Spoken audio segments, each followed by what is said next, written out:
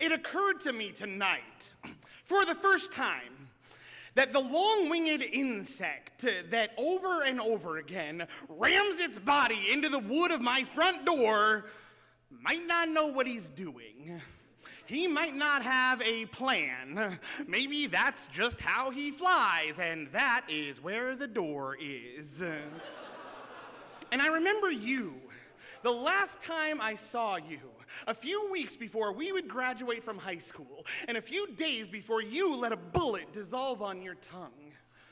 Dancing in a warehouse rave, sweat-drenched and strobe light battered, thrashing your arms back and thrusting them forward. The floor could get so bright and loud, we all slowed down to be more careful, but you kept dancing full sprint tornado, and sometimes you'd spin full weight into a wall and just spread your arms against it and sway back and forth like a lover reunited.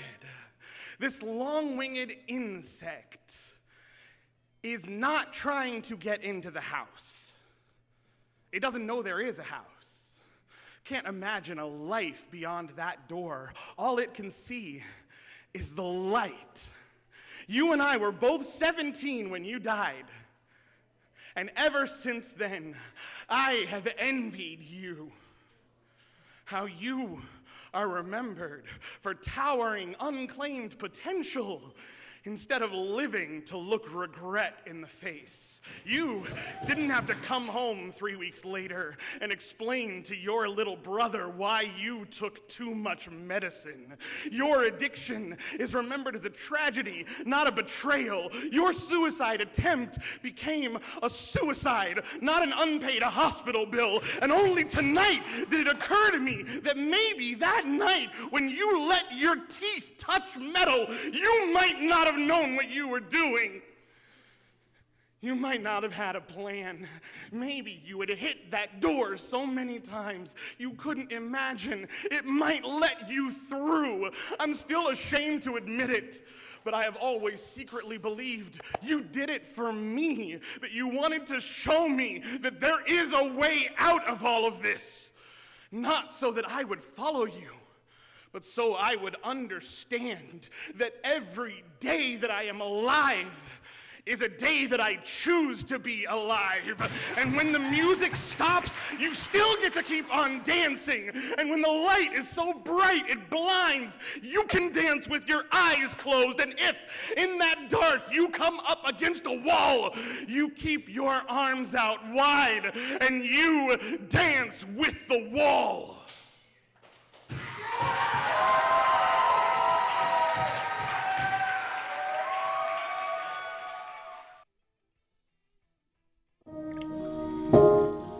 This is the story of a boy who didn't talk for a long time.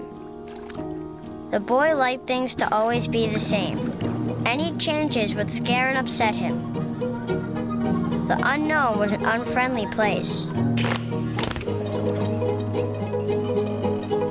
The boy was very sensitive to lights and sounds.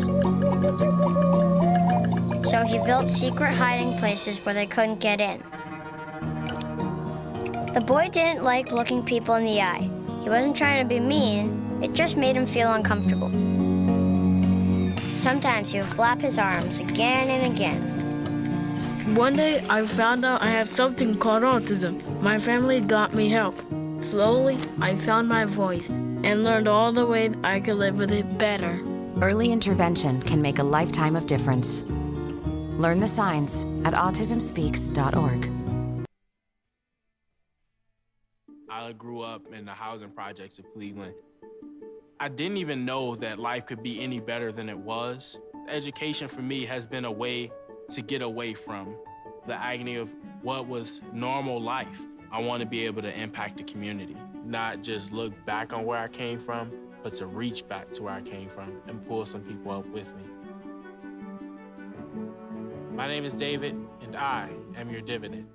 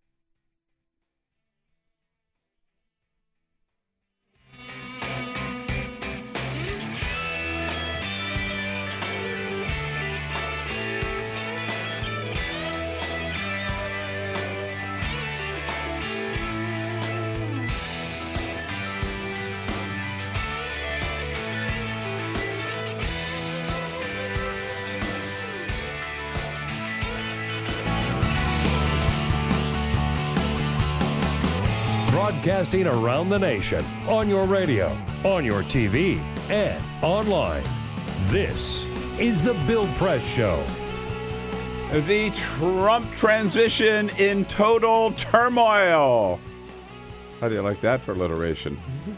I'll do it again. The Trump transition in total turmoil. I love it. They're falling apart before they've even been a week together. And it's just going to get worse and worse. Yeah. Who says they were ready to run this country? Hello, everybody. What do you say? Happy Wednesday. It is Wednesday, November 16. So good to see you today. Welcome to the program, The Bill Press Show, as we join up with you on your local progressive talk radio station to start off the day, as we join up with you on Free Speech TV, and as all of you rush to our new video stream, youtube.com/The Bill Press Show. Isn't it exciting? Hope you are already subscribed. If not, go there, sign up, subscribe right now. And on this Wednesday, so much going on. Yes, indeed, we hear from Trump Tower that there's a big purge going on. Anybody who had anything to do with Chris Christie is being thrown off the 58th floor of the Trump Tower. They're not even allowed to go down the elevator and walk out the lobby. They just toss them overboard. And the new hardliners are being marched in. People like John Bolton and Laura Ingraham and all the rest. And one prominent former chief foreign policy advisor to President Bush put out the word yesterday after he talked to the Trump team. They are terrible. Stay away. Don't even go close. He went there thinking he might join them. He said they're so bad. They're so angry. They're so disorganized, he said. Stay away. That was his word to any Republicans who were thinking of joining up. And on that side, on the other side, the Democratic Party, in a little turmoil of its own, House Democrats yesterday said, no, we're not going to rush into re-electing Nancy Pelosi. As much as we love her, we need some time to figure out where the hell we go from here. So you got both parties trying to figure it out.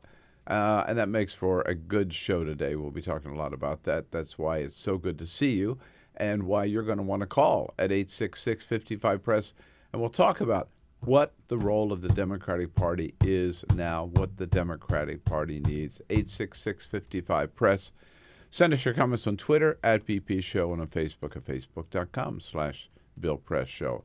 Hail, hail, the gang's all here.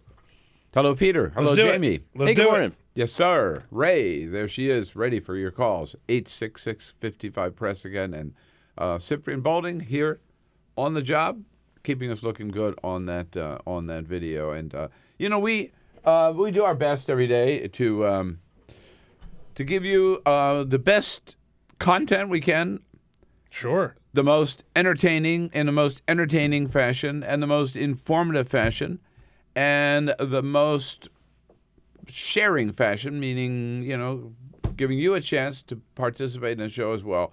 But no matter how hard we try, we can't keep up with Alex Jones. He still gets a prize for being the most colorful talk radio host. And I don't know how much of this you could take. I certainly could not take 3 hours of this. Do you imagine? But maybe 30 seconds. Never defeat the human spirit. You'll never defeat God. You'll never win. Never, ever. Never. And this is where we get tested. So rejoice to God Almighty for this animating contest of liberty.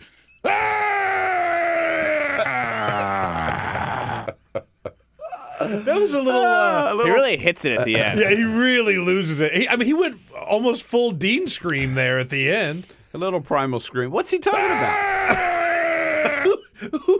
You could ask what's he talking about? Who knows?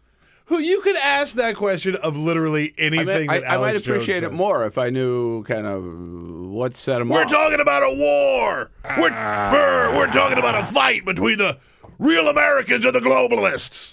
That's what we're talking about. Never! Never! All right. Never, All right, ever. stop. Shut up. Crawl back into your hole. All right. There it is. He'll probably be Secretary of State. Why not? The way this is Why going. not? Yeah, Why not? I'll bet. Or maybe press secretary. Yeah, Secretary Alex Jones, do you think that we will ever get to a point where we can have real, open, honest talks and conversations with Iran? Never. Okay, all right, good. Good. Okay, that's all I needed to That's all know. we need to know. Never, ever. That will be his confirmation hearing. Yeah. Oh man. All right. Oh man. All right. Let's get right into it. Yes, indeed, it was the topic du jour yesterday on CNN, where I popped up and made a little news because the whole question is. It's a twofold question. All right, and let's jump right into it. And again, your ticket 866-55-PRESS. The first question is. What's our attitude toward Donald Trump? Do we want him to succeed or not? Number two. And then two, what's the role of the Democratic Party in all of this? So let's take them one at a time, right? You've heard me say this before. I said it last week. And I pissed off a lot of people then, but I'll say it again today. I think when President Obama, I understand why they do it. And in their role, they kind of have to do it. When President Obama and Hillary Clinton both say, we lost. We fought a good fight.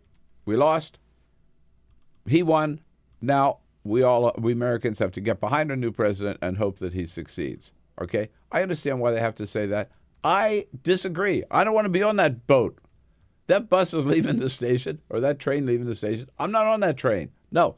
I want Donald Trump to fail. And I said this again yesterday on CNN. I want Donald Trump to fail at what he said he wants to do. He wants to overturn Roe v. Wade. He wants to deport 12 million people who've been here, some of them 5-10 years with their families and their jobs, who happen to have come here illegally. He wants to have a religious test for any Muslim entering this country. He wants to scuttle the Paris Climate Accord. He wants to scuttle and rescind the Iran nuclear deal. He wants to do nothing about it. He wants to repeal President Obama's climate change or EPA new regulations on coal-powered plants, which is, of course, related to climate change. He wants to repeal Obamacare and replace it with nothing. I don't know, did I say Roe v. Wade? He's promised to appoint judges who will repeal Roe v. Wade. So you go down the list. Why do I want him to succeed? No. I want him to fail at every one of those on every one of those issues. And I do believe, I'll say it again, if Donald Trump succeeds, America fails. That's why I want him to fail, not America to fail. So I think that's where we've got to be, which gets to the second question then. What is the role of the Democratic Party? Again, what do you think? Here's what I believe. First of all, I think the Democratic Party needs a total shakeup from top to bottom. Obviously, the party lost touch, as Bernie Sanders was the first to point out.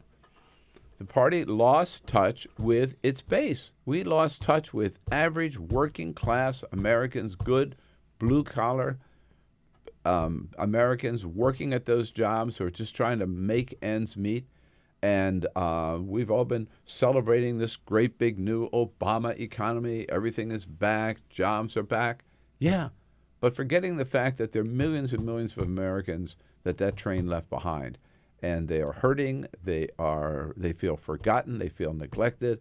And they are angry. And they were not happy with the status quo. And the Democratic Party was giving them bumpkus, except one more trade deal after another. So I think the party needs a whole shakeup in what its message is, what its priorities are, and who its leaders are. So that yesterday, for example, when a lot of people were appalled that the House Democrats said, no, we're not going to rush right now and reelect Nancy Pelosi as the leader of the Democrats in the House. Okay, look, I'm head of the Nancy Pelosi fan club. She's been a friend of mine for a long time. I love her. I think she's been a great leader. But I think what these Democrats were saying is, we lost so badly that we just can't rush into continuing to do things the way we always did things with the same people leading it. So I think we ought to question everything. I would question Chuck Schumer and whether he's the right man for the job. I think Bernie Sanders has to have an important role in the leadership of the Senate, for example. I think we need a true progressive, a real progressive Bernie Sanders type to head up the DNC. Keith Ellison's the best one to come along so far. But there may be others. In fact, we're going to have one of them on our show later today, Ilyse Hogue, who's the head of NARAL. So let's take some time to get this right. But let's not go forward. Let's not be in denial that the party. We were talking about would the Republican Party survive this election? Now the question is, will the Democratic Party survive? The Democratic Party will not survive, in my humble opinion, unless we have a big change and a big shakeup. All of the time and attention that's been paid to what happened in the election, who lost this election for Democrats? Was it white women? Okay, women didn't come out and vote for Hillary Clinton the way that Hillary Clinton obviously thought that they would. Okay, do I think that white women or women in general lost the election for Hillary? No. Did white men not show up and vote for Hillary? No, we did not. Did millennials show up and vote? No, they did not. But all of that gets back to the central issue of how the candidate ran their campaign and how Democrats ran their campaigns around the country. I mean, there is a way for Democrats to speak to these middle-class Americans. There are Democrats who know how to do that. Any Democrat that gets elected in the South, they have to know. That's how you talk to your people. Yeah. And that's where we should be looking. That's what we should be looking at, not necessarily to mimic what Democrats do in the South, but to look at exactly what you said. We've got to talk to these middle-class families. And getting into a pissing contest with Donald Trump for an entire election season is not going to win an election for Democrats. No, because he was speaking to them, and Hillary Clinton wasn't. And so the establishment Democratic Party let America down. I hate to say it, but it did. The establishment Democratic Party let America down and lost this election. So the establishment Democratic Party cannot just continue the way it was, again, with the same message, same priorities, same leadership. Ain't going to work, number one. Number two, then, what's the role of the Democratic Party? What should it be vis-a-vis the new president of the United States? I got to tell you, I don't think there's any doubt. The role's got to be resist. Resist, resist, resist. I come back to you. Do you want him to succeed? Hell no. I don't want him to succeed at all the things that he talked about. So I think the Senate Democrats and the House Democrats have got to be there every step of the way. And if Donald Trump comes up with, for example, and I don't mean like the Republicans did, which is oppose everything just because Trump's name is on it. That's what they did with Obama, which was silly and very harmful to this nation. They supported the same immigration program under George W. Bush and then opposed it under President Obama, for example. So if Donald Trump comes up with a plan to rebuild our infrastructure, which we badly need, we've been talking about it for a long time, doing nothing about it, and creating millions of jobs, fine, we support that.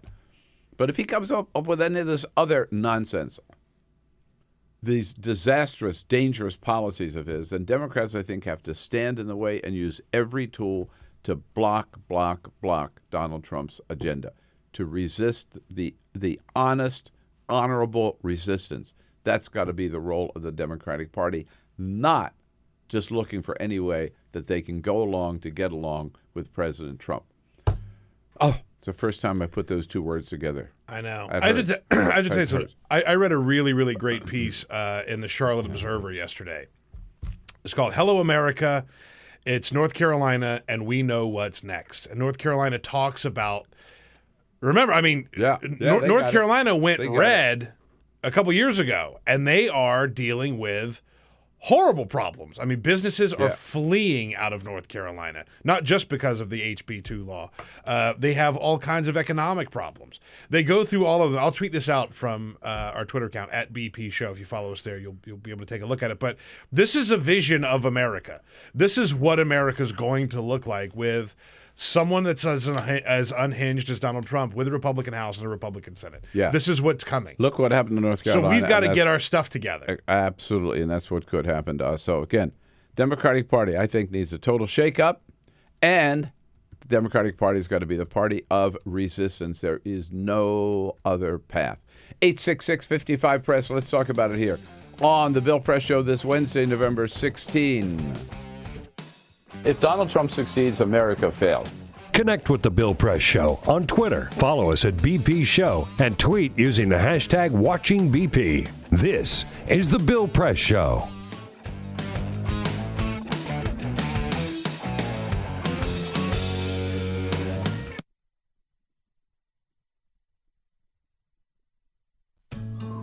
You wouldn't let money just blow out of your house. So when your AC or heater is on, make sure the doors, windows, and fireplace flue are shut tight. If you're headed out, turn down the AC or lower the heat by 10 degrees. And always keep your water heater set at 120. A little bit of common sense goes a long way. Get more great tips at energysaver.gov. So, I'm kind of new here, but I've noticed a trend. My human does this funny thing where she goes around and gets all my toys, and then she hides them in that basket by the door. But it's always the same basket, and it's always in the same place. And then she acts so surprised when I find them, but, she's putting them in the same basket. Again. It's like, hello, that's where you put it last time. You were the worst at hide and go seek.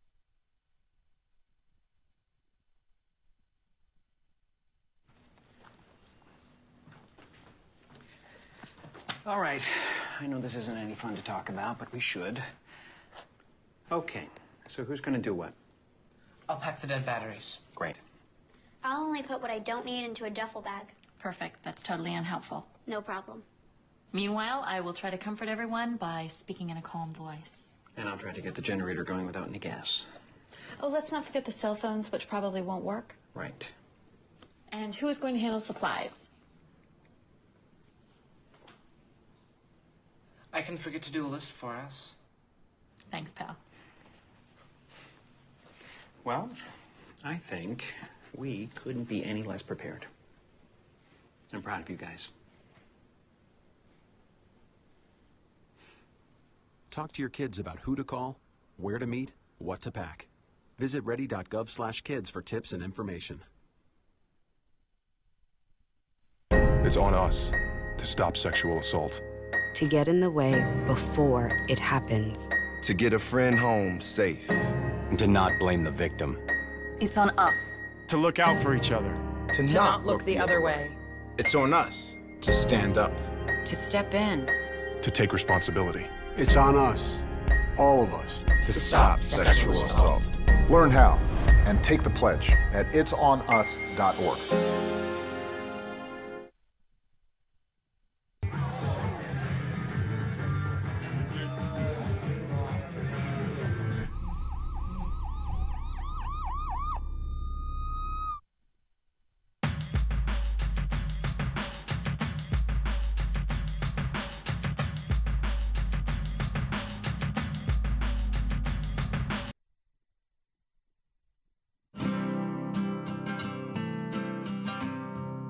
Every day across America, excess food is gathered by a network of good people at local food banks, giving hope to millions of children who struggle with hunger.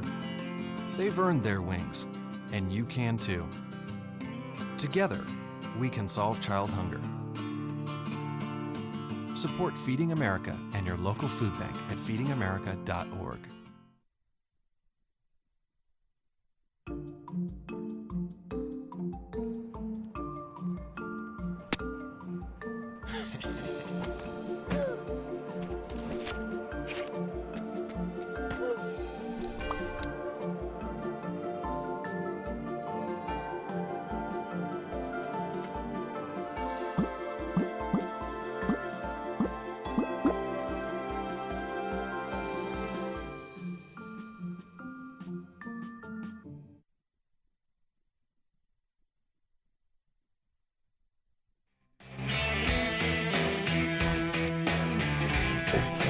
"25 minutes after the hour." Yeah, a lot of agony about, oh my, what should the Democrats be doing right now? I don't think there's any doubt what the Democrats ought to be doing. Just reorganize, regroup, and fight back. I thought Tim Kaine said that pretty well yesterday. When he was back in the Senate, saying that he said, of course, he's proud of what he did, disappointed but proud still, and that now Democrats have a particular responsibility. The Senate Democratic minority is going to play a very important role in being kind of a reasonable and patriotic check against what may be some overreach. And, by the way, certainly Bernie Sanders has been out there. He was all over TV yesterday, did several shows up in New York. And what I said earlier just echoed what Bernie Sanders was saying is, again, one, Democratic Party, clean house, top to bottom, reorient its priorities and make it clear where the party stands with a new direction. And two, where Trump does something that Democrats could support, fine, you support him. Otherwise, you just fight like hell every step of the way. Don't bend over at all. Cheryl's calling from Mount Pulaski, Illinois. Hello, Cheryl. Hello. Hi. What do you think? Well, I've agreed with everything you've said, but I think there's an elephant in the room we really need to talk about. Go. And that is Fox News. Oh, yeah, we have no real communication of the Democratic ideas on a high-level place. I like your show, but it's not CNN and it's not MSNBC, and we don't have a way to communicate to all the people who get Fox News and hear nothing else. So we have to develop something, whether it's a Twitter, whether it's whatever. Donald Trump did hit it right when he got how many millions of Twitter people? Oh, yeah. We need a way to communicate that when they won't pass a Zika, it's because they couldn't get Planned Parenthood destroyed. Or they want to do something, just like infrastructure. If they're going to do infrastructure, what are they going to tie to it to destroy something else about us? You know, Cheryl, you are so right. And, of course, that opens a whole big can of worms that I've spent a lot of years working on, which is progressive media. I mean, all this idea, right, the liberal media. Get out of here. BS. I mean, the media is controlled lock, stock, and barrel. There is no, absolutely. First of all, I mean, try to find a progressive talk radio station in this country, right? God bless you if you've got one, and I hope you appreciate it and hold on to it because there ain't a lot of them. And then try to find a full-time progressive cable network. Free speech TV, but again, nowhere near the audience of CNN or MSNBC and Fox. We need a strong progressive This is the Bill Press Show.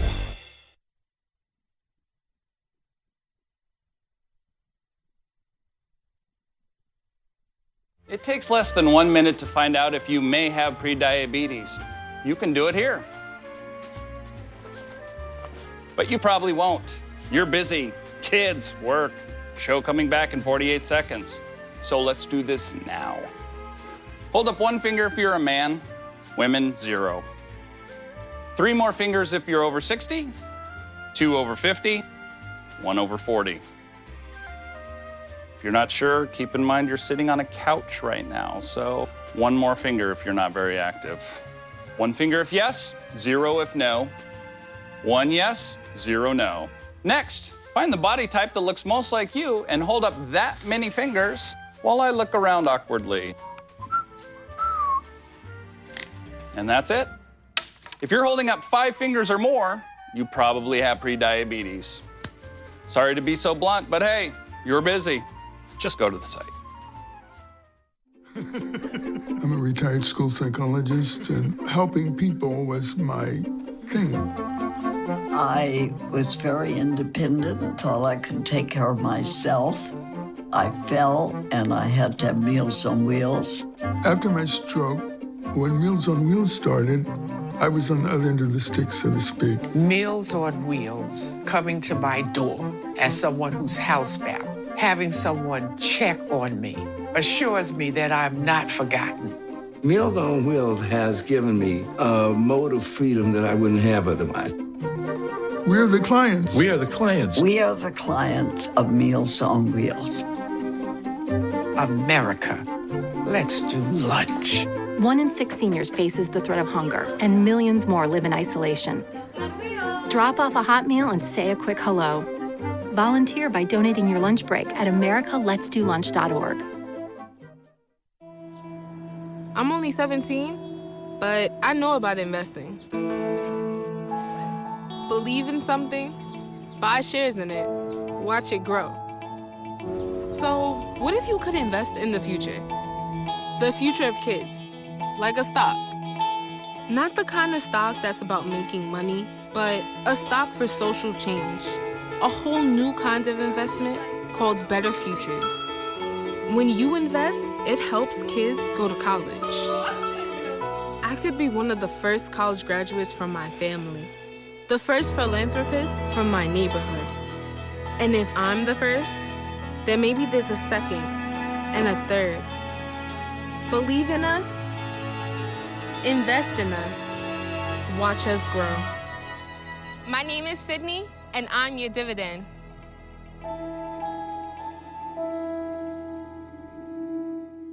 What this place needs is better graduation rates. What this place needs is less childhood obesity. What this place needs is free help with taxes. What this place needs is healthy breakfast. What this place needs is fitness programs for kids. What this place needs is early readers. What this place needs is mentors for teens. What this place needs is people to join us. What this place needs is you.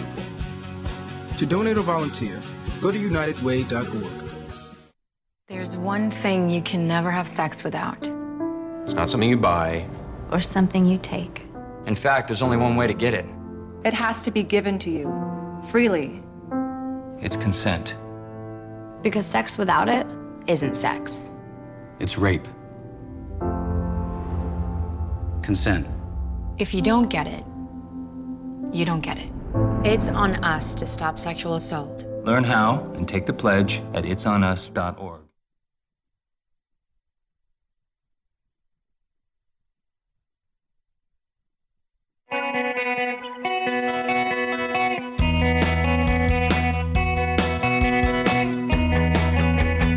On your radio, on TV, and online.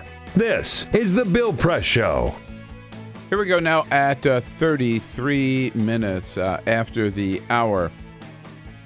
Now, we're talking about the Democratic disarray, and we'll get back to your calls on that, but it got to interject here a little bit that there's also massive disarray on the Republican side. Up at Trump Tower in New York, where they're trying to figure out and hire all the new people they need. By the way, 3,600 jobs. That's a huge, but 3,600 jobs to run the most powerful nation on the planet. That is a huge assignment to get done. I don't care who you are, even if you are organized and Donald Trump is not, even if you have some experience and he has none. And so they started out with Chris Christie in charge about a week ago. Jared Kushner, Trump's son-in-law, as we know, fired Chris Christie and said, no, get out of here. We're going to put Mike Pence in charge. Now they're going through and they're purging anybody who had anything to do with Chris Christie, including yesterday, Mike Rogers. Mike Rogers is a very great guy, by the way, Republican. He was head of the House Intelligence Committee. And he's the guy, or maybe the Oversight Committee, I forget which committee, but he was in line to be the next CIA director. Yeah. And very much a part of the transition team. He got fired because they say when he was in the House, he's the one that led the first investigation before Trey Gowdy and Darrell Issa were brought in. He led the first investigation into Hillary's emails. No, into Benghazi. I'm sorry, Benghazi. So I'm pretty sure it was the Intelligence Committee. Yeah, it was the Intelligence Committee, for sure. Benghazi. And said that while lamentable that we lost 4 people there, that there was nothing the Secretary of State could have done to save them, and there was no culpability on her part of not sending people in, or as some people as some had claimed, when those who could have been the rescue team were told to stand down. He said it was all nonsense, cleared her basically of any culpability. Because of that, Not qualified to be part of the Trump administration. So they are floundering right now. And I mentioned earlier, one prominent a former George W. Bush foreign policy advisor in the Bush White House came out yesterday from Trump Tower and said, my word to all Republicans who are thinking about joining this administration is stay away. And of course, the first two of the first two appointments Donald Trump made, of Reince Priebus as chief of staff, Steve Bannon as his chief advisor. Steve Bannon, the alt-right hero, nationalist KKK champion, Breitbart News. Steve Bannon is going to be the guy who's Donald Trump's right-hand man. I mean, he is against all of our basic American values. Yeah. It's just stunning. So a little bit later in the program, Senator Jeff Merkley from Oregon is going to be here as our guest, but he led a group of Democratic House and Senate members yesterday to say, we are going to put up a fight to get Bannon's nomination rescinded. This is the wrong vision for America and the wrong path for Donald Trump's administration. And Harry Reid himself went to the floor, leader Harry Reid went to the floor of the Senate. Very unusual for a senator to go to the floor to talk about just one of the people that the president, any president-elect, would have nominated. If Trump is serious about seeking unity, the first thing he should do is rescind his appointment of Steve Bannon. Rescind it. Don't do it. Yeah. You know, this is a really telling moment because I'm going to say something controversial. George W. Bush, up until this moment, I think we could agree, was one of the worst presidents we'd ever seen. But George W. Bush also... He's looking better and better, baby. I mean, I hate to say that, but I mean, he staffed the White House. There were definitely some right-wingers. There were definitely some extremists. But for the most part, George W. Bush hired people who knew how to run things. Yeah. Right? Whether or not it was a business or whatever. I mean, they knew how to run things. Andy Card was a pro. Yeah. Yeah. These people that Trump is hiring. Tony Snow was a pro. Yeah. I mean, the people that are coming on board in the Trump administration, all of the good, qualified people are being pushed out the door, like Mike Rogers, and then opens the door to crazy people like Frank Gaffney. Or John Bolton. And so who just a couple of months ago said we should bomb Iran. Yeah.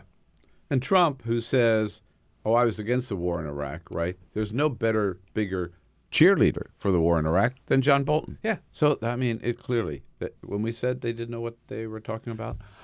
So far, there are very few serious people in this Trump administration. Well, very few that we know about. Yeah. And just one other thing, right? Now, Trump has requested, how about this? Top security clearance for Eric, Donald Jr., and Ivanka. Now, he also has said he's going to put he's going to step aside from his company, and the kids are going to run the company. They will not have jobs in the administration. They're going to run the company. And yet, he has asked for top security clearance for them. Why? And think about, by the way, right, what kind of advantages, business advantages, they might have with a top security clearance. Yeah. They'll know where to invest and where not to invest in the whole thing. That's why, in fact, I think this is illegal. You can't have a top security clearance unless you do have a top government job. So I think what he's asking can't be done, but just the fact that he's asking it. I'm telling you, this whole thing is about the Trump brand. Let's go back to the phones about where the Democrats have to go, what the Democratic role should be, and whether we want Trump to succeed. Peg is up in Lansing, New York. Hi, Peg. Thanks for holding. Good morning. I'm calling in reference to your discussion yesterday at the end of your show about the Electoral College. Oh, yeah. But I didn't hear any mention of the National Popular Vote Interstate Compact that 11 to 13 states have already passed. I've talked about that a lot. We didn't talk about it yesterday. No. I think that's a great move. It's a way of getting rid of the electoral vote without having to have an act of Congress and then all the other and then 2/3 of the states approve it. What Peg is talking about is there's a movement started in California by a couple of guys I used to know when I was state chair of California. Forget their names right now, which would get enough states would volunteer. They would agree that they will abide by the popular vote. And so, again, that way you don't have to amend the Constitution. Those states would just agree to do it. If you got enough states to do it, bingo. Yeah. The Electoral College doesn't count anymore. Now, so I had lost track of that movement, to tell the truth. Peg said there were 11 to 13 states that have now done so. We should double check that. Yeah. But yeah, I'd say full speed ahead. That would be great. If not, amend the Constitution. Put it out there. By the way, the Hillary popular vote yesterday topped over 1 million in the lead that she's got over Donald Trump. About 1.25 million votes over Donald Trump right now. Yeah. So we have 2 American presidents elected in 16 years who did not win the popular vote. That's a problem, ladies and gentlemen. That is a problem. That is a repudiation of democracy. By the way, really quick, again, Donald Trump is tweeting. He tweeted last night, or I should say this morning at 3:28 a.m., where he says, Does he ever sleep? Apparently not. He says, I am not trying to get top-level security clearance for my children. That is a typically false news story, for what it's worth. All right. Well, for what it's worth. It was reported yesterday. I was asked. I'll tell you what I think is really going on. Of course he wanted to get security clearance for his children, and as soon as somebody called on it, he's lying about it on Twitter. Right. How about Rose out in Ligonier, Indiana? Hi, Rose. Hi, morning. Morning. The 2 main things that we have to hold is Obamacare and the Supreme Court. We will live with that for an eternity. Those have to be one of our top priorities for fights. Amen. Yeah. And on Obamacare, look, it's not perfect. We can fix it, but you don't start by repealing it for sure. And the Supreme Court, that's going to be a tough one because the first thing Donald Trump's going to do, I'll bet you in the first week, is put somebody up there for the Supreme Court, and Mitch McConnell will ram that through as fast as he can.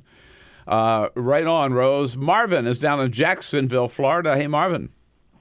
Hey, Bill. How are you today? We're great, thank you. Hope you are too. What do you think? Well, I still got those election blues, but I'm getting a little better. Yeah, every day's a little bit more manageable. Yeah, but what I want to talk about is this. I grew up in North Carolina in a mill town, Salisbury. And the one thing I noted is this. Those mill jobs sustained people back in the day. However, when those mill jobs went away, and this may not be popular for me to say, when those mill jobs went away in the African-American community, we didn't get upset and blame the government. We simply went to get our education and tried to find a better way. And to those people out, to those rural areas out in the Midwest who lost jobs due to NAFTA or technology or what have you, get off your damn rusty dusty. Take some advice from what the Republicans told the African American community. Get off your rusty dusty and get your education and stop blaming the government for everything, for all your ills. If anybody had the balls to blame the government or had enough out there, it should be the African American community. Yeah. Got it, Marvin. Good call, good message, and thank you for the call. We've got to move on right now. David Jackson from USA Today is standing by. Don't worry, you have lots of time in the rest of the show to get your calls in. David Jackson, USA Today, has been following the Trump campaign. What's he think about all this turmoil at Trump Tower? Get social with Bill Press. Like us at facebook.com/Bill Press Show. This is The Bill Press Show.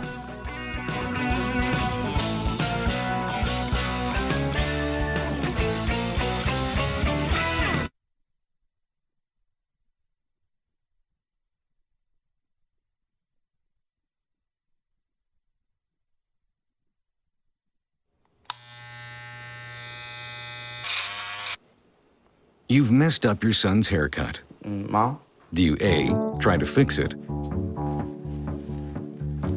Like it never happened. B, work with what you got? Or C, show solidarity? Thank you, babe. As a parent, there are no perfect answers. But you don't have to be perfect to be a perfect parent. Thousands of teens in foster care will love you just the same. Fancy pants peanut butter? A big screen television? You haven't even brought a sofa yet. A motorcycle? When your father finds out, he's gonna flip his shoes with 2 buckles? What do you even need 2 buckles for? Mr. Big Shot, buying whiskey shots for everybody in the bar. From the looks of it, I'd say nobody even remembers. Feed the pig. Your daughter just had her first breakup. Do you A, put yourself in her shoes? B, console her? Don't worry, sweetie. This is gonna happen a lot. Or C, find her a new boyfriend? Nice, single boys. That was weird. As a parent, there are no perfect answers. But you don't have to be perfect to be a perfect parent. Thousands of teens in foster care will love you just the same. Hey, Hard, what's this? That's my resignation letter. You're resigning. Why? Because you're constantly ignoring me. You're half as active as you used to be, and you eat stuff like this. You've been putting me under a lot of pressure lately. That's why I'm ready to quit. I forgot. I'll do better. Please, don't quit on me. Okay, but remember, it's not what you say, it's what you do. Listen to your heart. Don't let it quit on you. Let's go for a walk. Uncontrolled high blood pressure could lead to a stroke, heart attack, or death. Get yours to a healthy range before it's too late.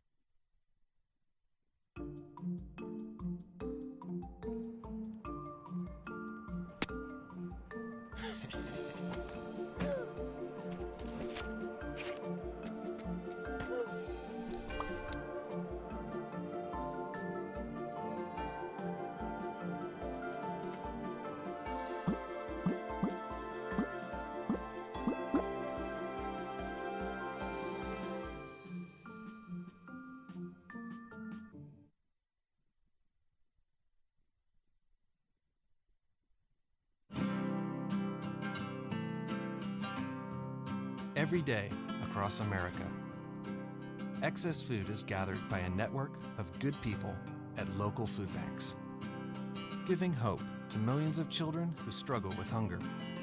They've earned their wings, and you can too. Together, we can solve child hunger. Support Feeding America and your local food bank at feedingamerica.org.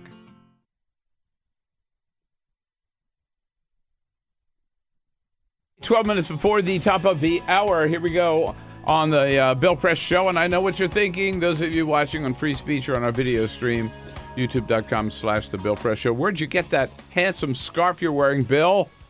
I'll bet it's so beautiful that even on the radio people can see it. You know, it shines through well. This is a hand woven scarf by my wife, Carol Press. It is scarf season as she makes these beautiful rayon chenille scarves in our studio behind our house. Here's what you want to do. Go to BillPressShow.com, right, Peter? Check it out. Right in the middle. On the front page, right at the top of the front page. You'll see the link. He's got me in on it now, David. Take the link. All right. I can see it from here. There you go. David Jackson, he's salivating from one of these scarves. And check them out. Lots of different styles to choose from. David Jackson joining us from USA Today. So listen, David, what's going on at Trump Tower? Oh, just chaos. I mean, semi-organized chaos, I guess I would talk about. You know, I left last night. I had some, one of my foreign policy gurus wanted to go have a drink, so I went ahead and did it. I knew it was going to be interrupted, and it was. So it's just, one thing after another. They're just trying to get their act together and having a few problems. They found out a couple of days ago that when we made Pence the head of the transition, well, Pence is supposed to sign all these documents and go through this whole process in order to secure cooperation with the existing White House. They didn't get that done until yesterday. Oh. That was one of the reasons Pence went by Trump Tower. He had the lawyers review the documents, and Pence went over them, and he signed them. And they did that. And that happened. So last night. Christie had already signed those documents. Exactly. Yeah. So, in fact, there's still, the White House was saying last night, they still have some other stuff they have to get done in order to, one of the reasons, this is the reason the Trump people haven't talked to the Obama people yet, is because all the paperwork still hasn't been signed. So. Well, I saw that Ash Carter, the defense secretary, said he'd look forward to talking to the Trump defense transition team, but nobody's contacted them Right, yet. Exactly. Well, one of the reasons is because apparently, legally they can't really cooperate yet. Now, I think all the paperwork is going to finally get done today, but there's still some legal hoops the Trump people didn't know about, and B, still have to get done. So they fired Chris Christie, and then yesterday they fired Mike Rogers. Right. Well, yeah. Well, Rogers left. I mean, right. That's another weird thing. You get all kind of stuff. A lot of people say that this whole Christie thing's overdone. That there's several people who didn't want to leave. That Rogers left on better terms than people are saying. But there is a remarkable coincidence of the fact that people who've left the transition team did have ties to Christie. Yeah. And then they also have alleged lobbyist ties. That's another thing they're putting up, Bill. Pence also signed a document, pledging to get lobbyists off the transition thing. Oh, really? Oh, yeah. I hadn't heard that. And which I don't see that's going to happen, because that means, A, that means getting rid of a lot of people. And B, there's a lot. I mean, technically, Giuliani's a lobbyist, so I'm not really sure how that's going to work either. Well, I was going to ask you, also, they float these names out there, like John Bolton for Secretary of State, right? Right. I mean, who is just the opposite from a foreign policy point of view, I thought, of what Donald Trump talked about during the campaign. I mean, Bolton's a number one hawk, right? Exactly. Yeah, it's but Trump apparently was impressed with him, and the people on his team are impressed with him. Bolton's really been pushing it. One thing to remember about a lot of these names, Bill, is a lot of them are coming from the outside. I mean, some people who support the contenders are the ones who are putting the names out. That's true. Bolton is on the list with Trump, but I think that's the way it's going to be with a lot of his appointees are going to have positions that are contrary to those of Donald Trump. So that's another one of the things that's going to be interesting moving forward. And then Secretary of State job is tricky because Giuliani is pushing for it too. So that's kind of creative. And so it looks at one day. So one day it's Giuliani's got almost a lock on it, and the next day is he's got his business size and all these deals that he's done representing foreign governments would be just too big of a hurdle to overcome. So I think that's what they ran his name up. He wants it. They ran his name up the flagpole, and that's one of the reactions they got was that Giuliani himself, his law firm, does an awful lot of international business, so that's something he'd have to separate himself from if he got the nod. Now, I'll tell you one thing that I've never seen before, David, I know with you, is Laura Ingraham has been out on every show on Fox News auditioning for a press secretary. Right? Yeah, isn't that amazing? Yeah. I mean, Is that what you want of somebody who's going to be the next press secretary? I don't know. To be out there singing her own tune? I don't know. She's really pushing for it, and the thing is, and that's a serious possibility. And what they're saying is she'd be like Tony Snow was during the George W. Bush administration. Someone who's coming in from the actual media and does a lot of television work. Basically, I guess it would be Laura would be the public face of the administration on television. The deputy would actually be doing all the administrative stuff on the department. At least that's the way they're pitching it, and apparently it's a serious situation. So, and what? Maybe you should apply for the job. I could never do that job even for a Democrat because I wouldn't get up there and lie. Steve Bannon, David, is he in for good, or do you think the heat will convince Donald Trump to change his mind? I don't think Donald Trump's going to change his mind anytime soon. I think he's in for good. Trump feels like Bannon did a good job organizing it. He feels like he's getting a bad rap from the public. But I tell you, there's going to be an awful lot of scrutiny of what comes out of that strategy shop. And one misstep, I think that could do it to him. Do you know Bannon? Not well. I've never seen any of the things that he's alleged. He's always been perfectly civil every time I've been around him. But I just don't know him very well. But I read Breitbart the same way a lot of other people do. Right. No, I was just wondering if you had any personal reaction. No, not really. No. I don't think a lot of people in Washington do know him. I mean, he's kind of... Is Corey Lewandowski just totally forgotten? No, not totally. He's trying to get a job, but a lot of his family are trying to block him. So, oddly enough, I heard that there was talk about making Corey the body man. First laid right next to Trump. So. That would be a way down. Man, I'm telling you. All right, David Jackson, boy, we just got started, but out of time. We'll run along. There's all kind of stuff going on, but I do think we're going to get some announcements soon. So all right, all right, David, we'll see you in your new scarf next. All right. I'm looking forward to it, Bill. Thank you, sir. Thanks, David Jackson, USA Today. This is the Bill Press Show.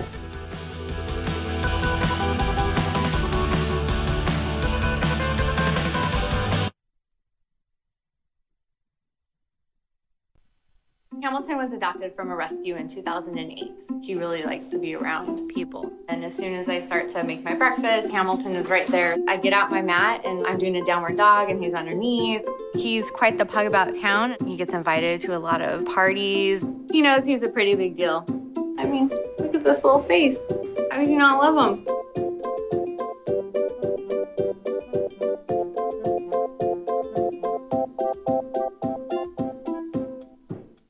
Adventure can be found anywhere, but the best place to start is in the forest. I spy something beginning with S. Snow? No. Snow-covered trees? Nothing to do with snow. Head outside to discover incredible animals and beautiful plants that come together to create an unforgettable adventure. Wow. So grab your loved ones. Don't even. And explore a world of possibilities. Come on, this way. Visit discovertheforest.org to find the closest forest or park to you. Hey, Hard, what's this? That's my resignation letter. You're resigning? Why? Because you're constantly ignoring me. You're half as active as you used to be, and you eat stuff like this. You've been putting me under a lot of pressure lately. That's why I'm ready to quit. I forgot. I'll do better. Please, don't quit on me. Okay. But remember, it's not what you say. It's what you do. Listen to your heart. Don't let it quit on you. Let's go for a walk. Uncontrolled high blood pressure could lead to a stroke, heart attack, or death. Get yours to a healthy range before it's too late. Being prepared is a part of who you are. But it's especially important in the case of a disaster. Be informed about possible emergencies in your area. Make a plan that covers where you'll go in an emergency. Build a kit with the things you need to survive. There's no one more capable of planning for your situation than you. Start your plan today. Go to ready.gov/myplan.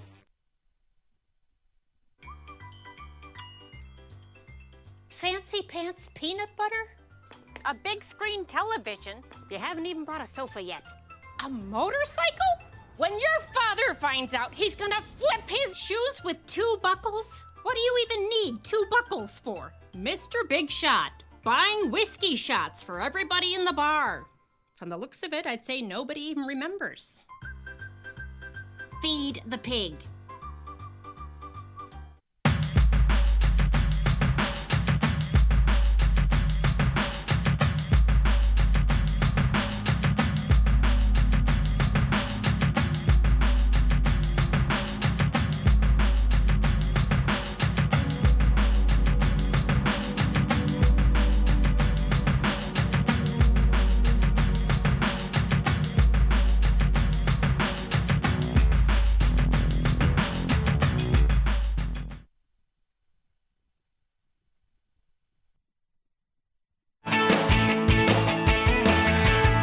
This is the Bill Press Show.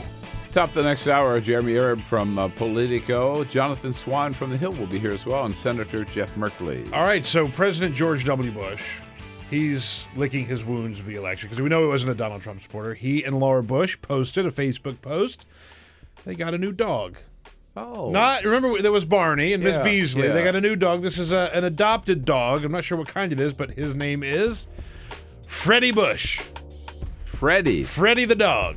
Oh. Yeah, Freddie Bush. All right. I know they love dogs. They do, yeah. Good for him. Now he's got a dog to walk.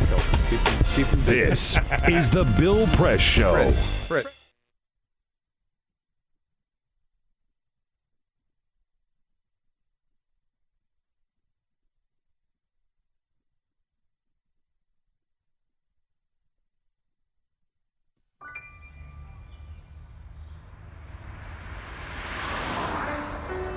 It's harder whenever there's a bigger group.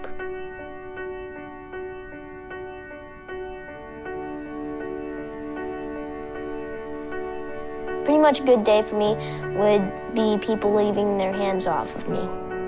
I'm always called names. Everywhere that I go, there's always someone calling me names, calling me gay. I've been choked. Thrown up against a wall, punched. Nobody's ever tried to help me.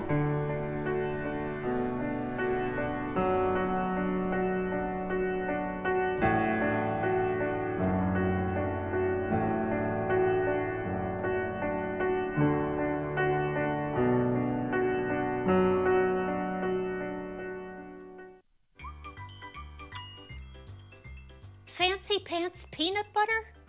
A big screen television? You haven't even bought a sofa yet. A motorcycle?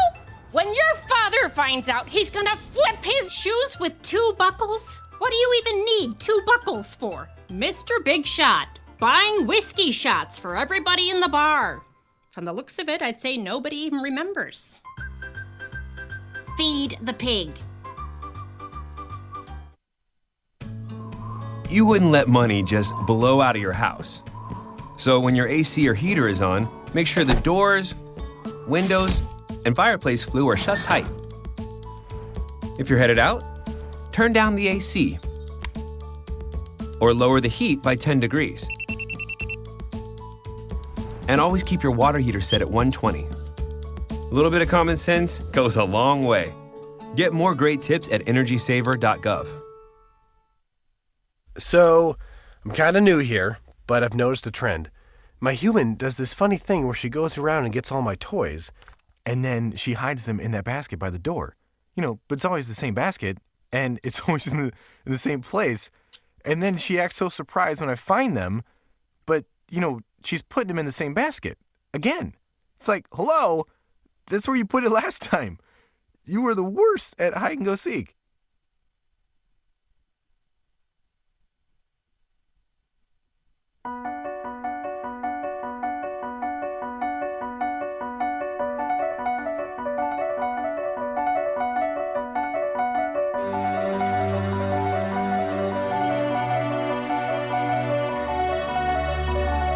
The most important issue on this planet right now is to protect and conserve biodiversity in the world's oceans.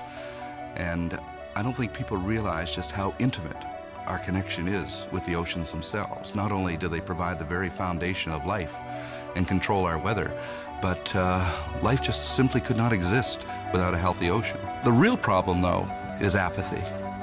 It's all out of sight, it's all out of mind, and people don't even think about it. But it doesn't matter whether you live in Peoria or on the coast. The fact is, whatever happens in the ocean affects all life forms on the planet Earth. If the oceans die, then civilization collapses. We all die.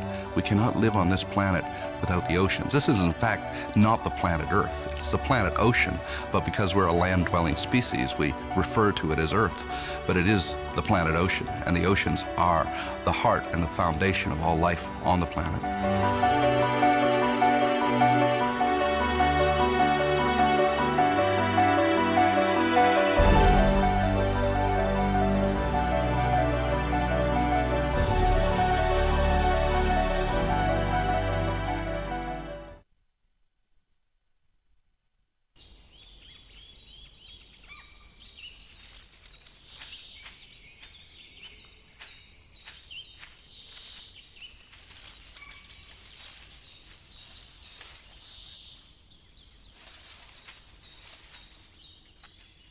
At Earth Justice, we defend the environment in the courtroom.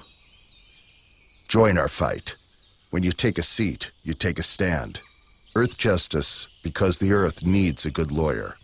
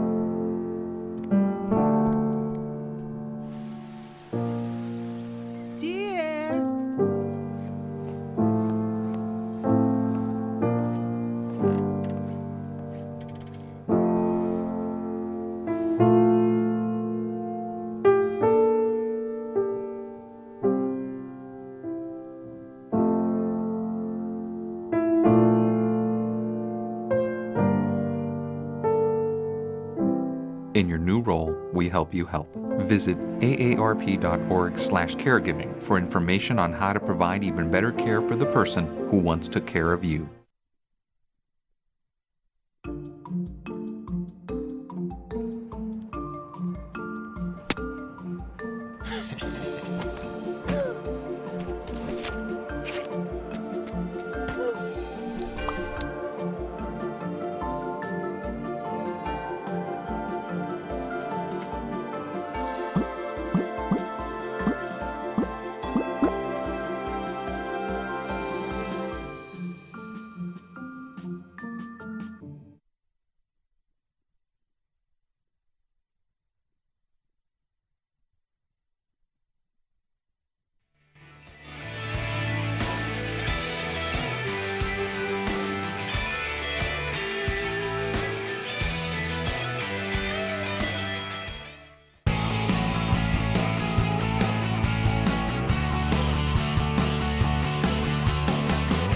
broadcasting around the nation, on your radio, on your TV, and online. This is The Bill Press Show. It's turmoil at Trump Tower. Yes, reportedly. Anybody connected with Chris Christie has been tossed out the door, and they're scrambling to find some new people who are willing to take jobs. Very few of them given out so far. What do you say? Hello, everybody.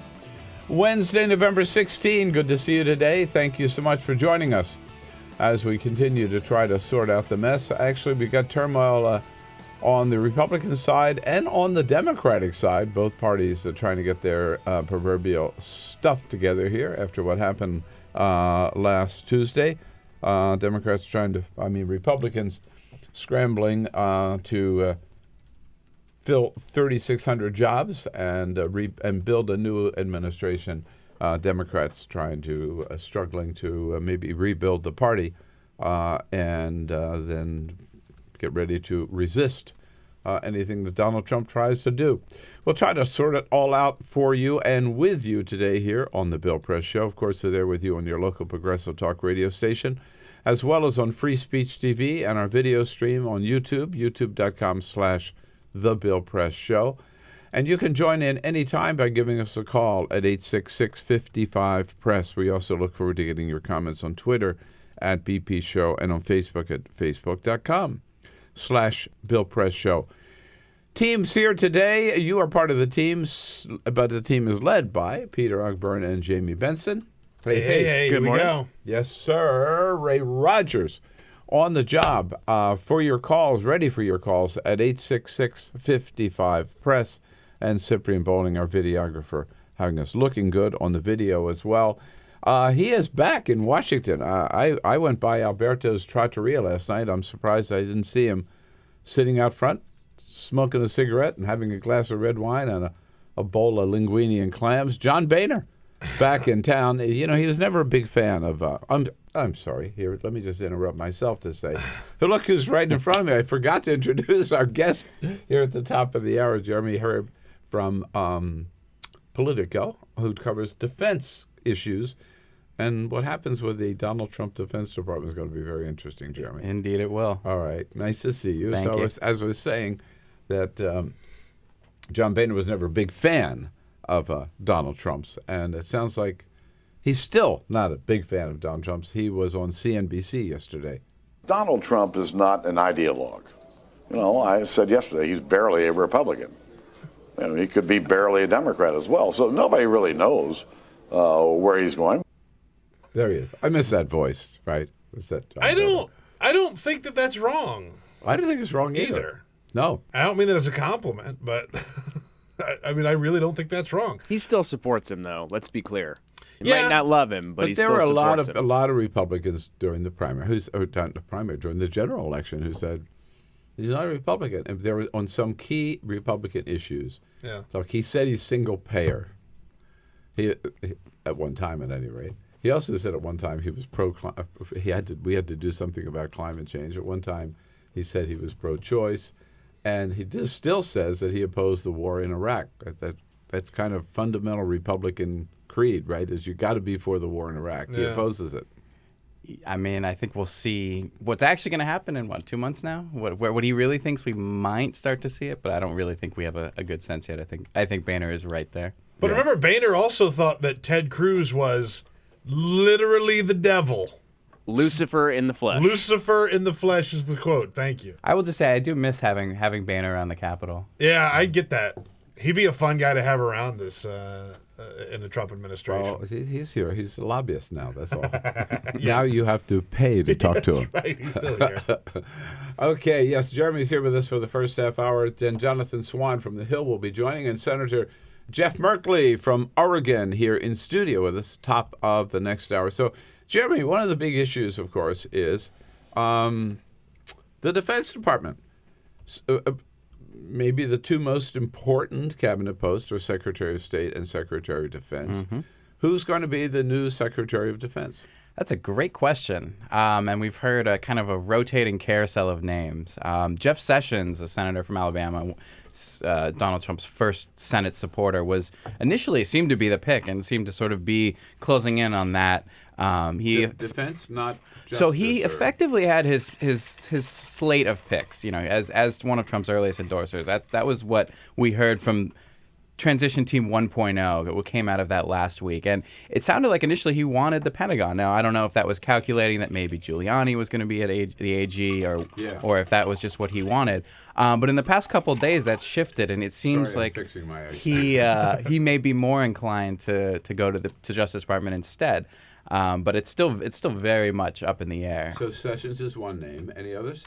Yeah. So Stephen Hadley was a kind of alternative that emerged, and again, what came out of the first transition iteration may be different from what now is going on after the Christie crew was axed. But Stephen Hadley is a former Bush national security advisor, and he would be seen as kind of big hawk, a bridge to the Republican defense establishment, and that's kind of they're really watching with this pick in particular. Jeff Sessions, in some ways, would not be as egregious maybe to them as other names. He still has some issues in the sense that he's been more of a budget hawk than a defense hawk. But Stephen Hadley really would be a bridge to that group, that the government is going to be more maybe conciliatory to the never Trump crowd.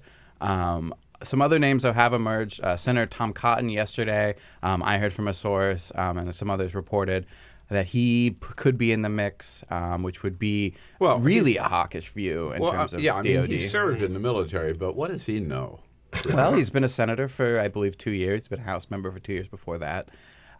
He is very hawkish on the Armed Services Committee when it comes to Iraq, when it comes to ISIS, Guantanamo, torture.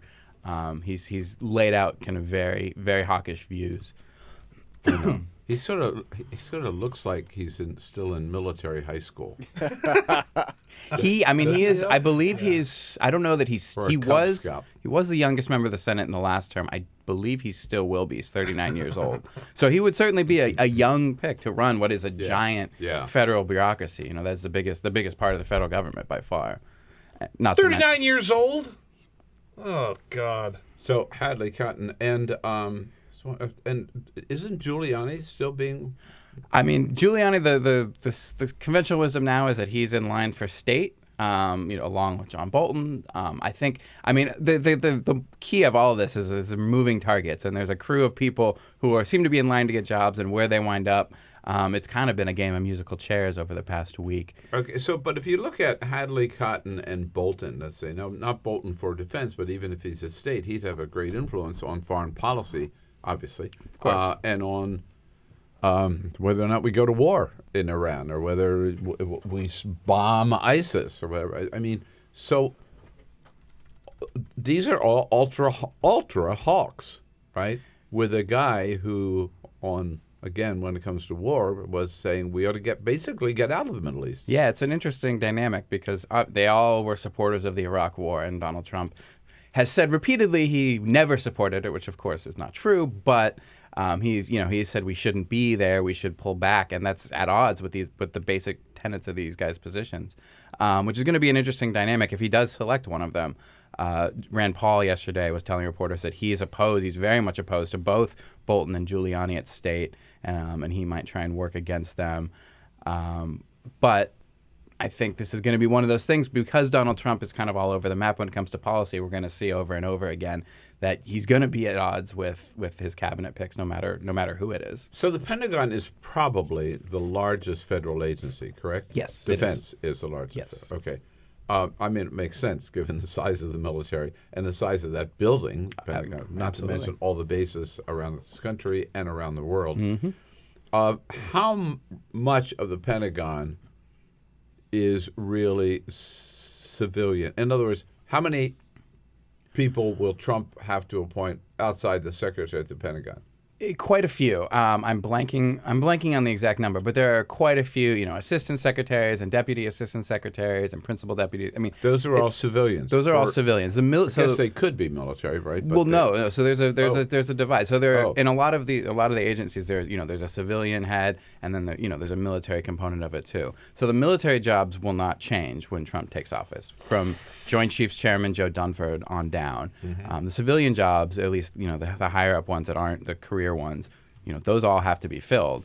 And a lot of people I'm talking to, a lot of the people in the defense Republican establishment are saying, we want to see who's going to be leading the Pentagon before we decide if we're going to jump into this or not. So that pick is going to matter in terms of Trump's ability to actually be able to fill all those jobs.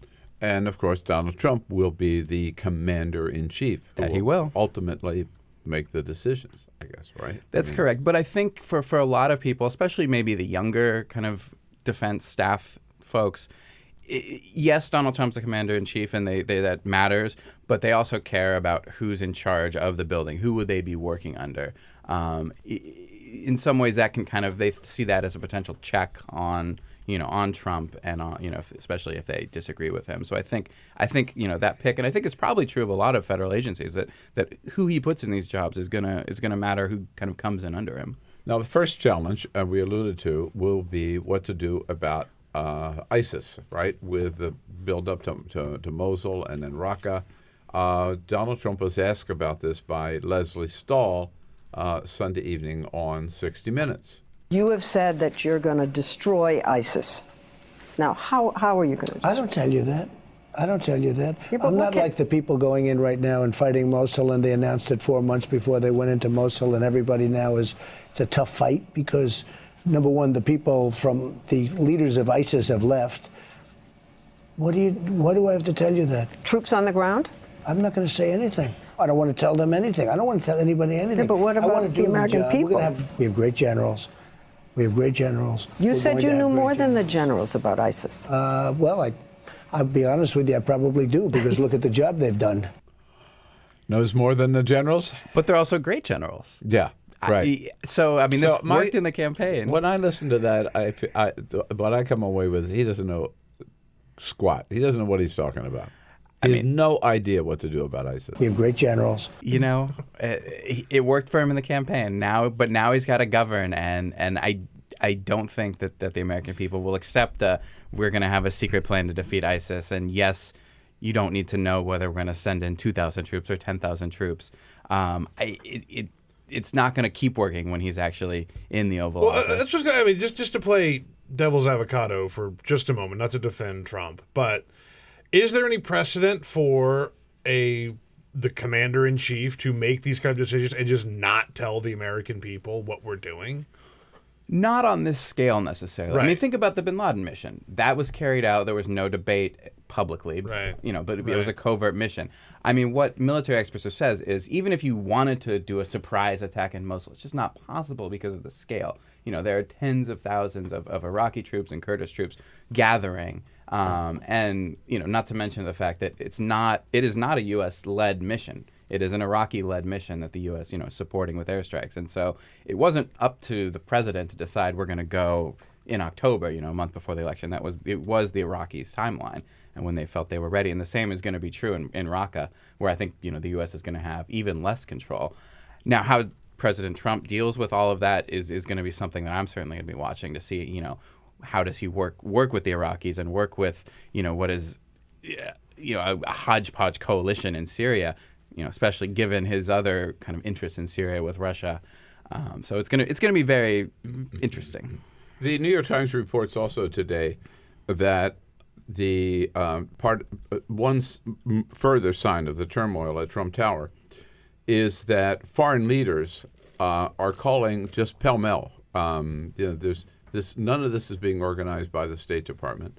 They all want to talk to him because they want to, have a good working relationship with the next administration. They're calling just on their own. Calls are not being set up. Donald Trump is taking these calls with no briefings ahead of time by anybody from the State Department. So in fact, he doesn't know what the hell's going on inside of any of these countries. I don't care what he says, right? I mean, he may think he knows what's going on in Russia or in the UK. He really doesn't. I mean, nobody would. None of us would, right? Sure. If I were going to talk to the Prime Minister of the UK, I'd kind of want to know what was going on there, right? What does this lead to? I mean, chaos, right? Yeah. Oh, it's a candid presidency. I mean, he does. I do know he has advisors who do have knowledge on these matters. But yeah, it's not up to protocol. It's not the normal protocol. I would it'd be great to be a fly on the wall and hear these conversations. Who knows how into depth they're really getting at this point? But it's again, there's just going to be so much to kind of watch for. I know. Yeah. Okay. So, and usually, again, the protocol is that they set these up based on who are our real allies and who are our real friends. Yep. And the UK is usually number one, right? Okay. This time, the first guy to get in happened to be the president of Egypt, who just happened to call first. Okay. So All right. he got the first conversation with Trump, and then followed by Benjamin Netanyahu. And then they get down the list. But it wasn't organized. It was just kind of who happened to call, right? Yeah, I mean, I think indicative of the way we've seen the transition play out so far. We'll see where they're at in 2 months, right? If they have a more functioning government when they actually take power. Yeah, Jeremy Herb from Politico here on the Trump attempt to get the Defense Department lined up. I haven't made much progress there. 866-55-PRESS. Take a quick break. We'll be right back. Weigh in anytime you want. I said yesterday he's barely a Republican. Follow us on Twitter @BP Show. This is The Bill Press Show.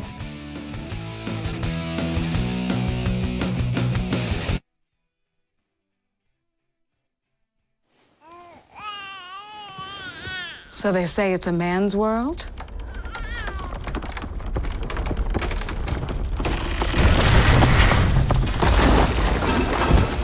Well, I don't see anybody's name on it. While they were out doing their thing, we slowly changed all that.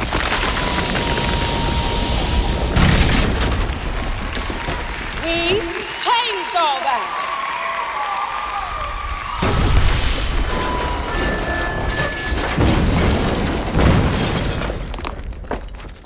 Today, women can do anything men can do. And there's one thing we're even better at.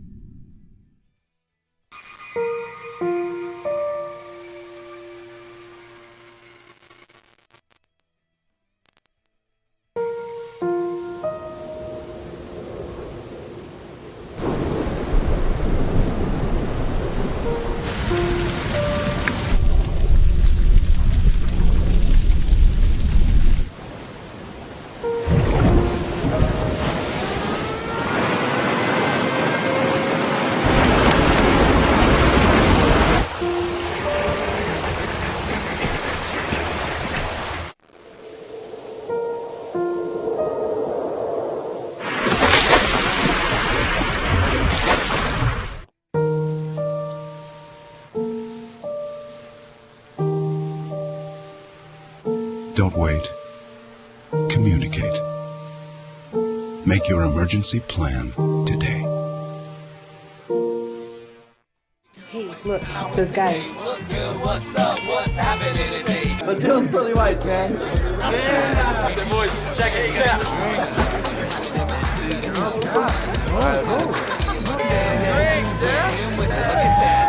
Stand up, do my terrorists, gon' compare us. Go!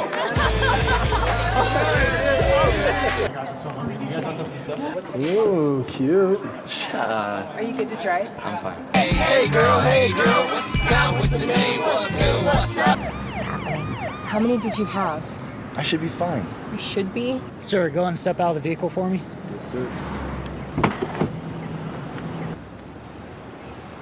See ya, buddy.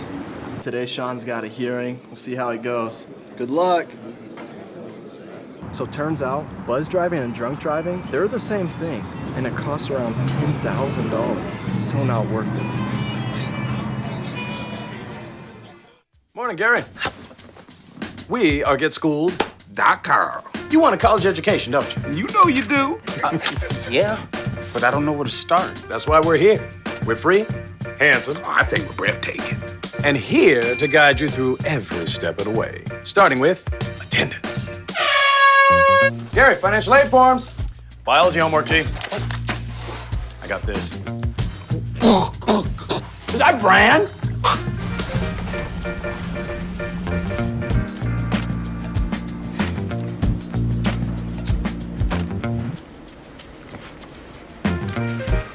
colleges love extracurricular activities. Chess really isn't my thing. I got this. Doesn't matter. Go ahead. Picking a college, man. You and us. We go together like tacos and Tuesday. And I love tacos. Fire and ice. Those don't really go together. Go to getschool.com for more info.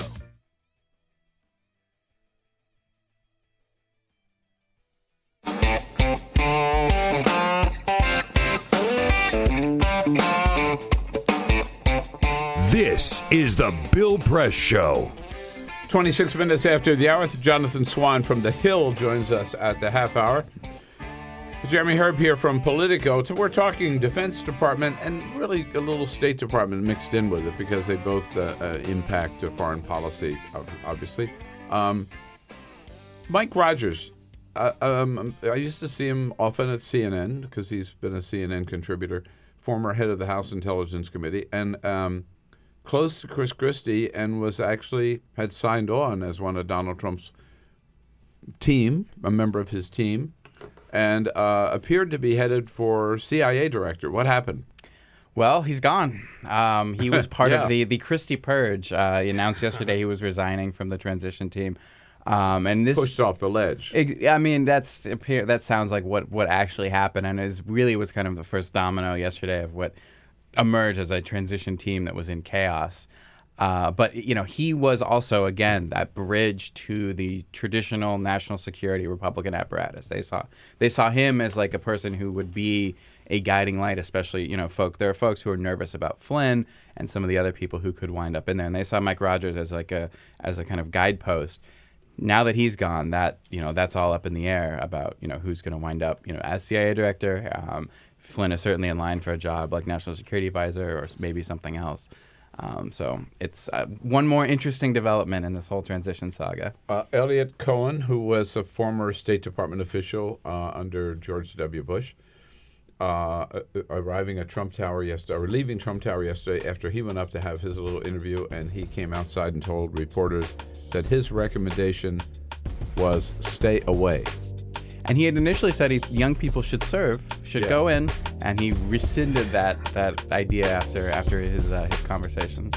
Yeah. Well, man, if it's so messed up now, just wait another couple of weeks. Hey, Jeremy, great to see you. Thanks so much for coming in. Thanks for having me. Follow it closely with you. This is the Bill Press Show. Look at you. You're at the top of your game. At work or at play, you're unstoppable. Nothing can throw you off track. Oh, hey, she's cute. Nice going, man. Things are going great for you. You've earned a night out. Good drinks, good friends. Yeah, we can go ahead and call this a good night. Wait, is that your car? Uh-oh.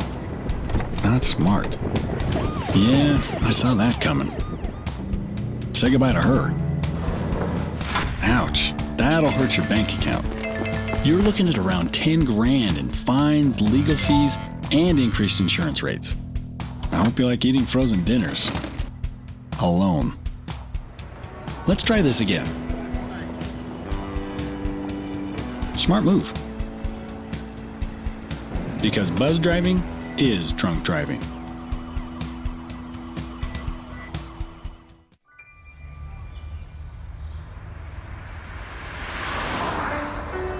It's harder whenever there's a bigger group.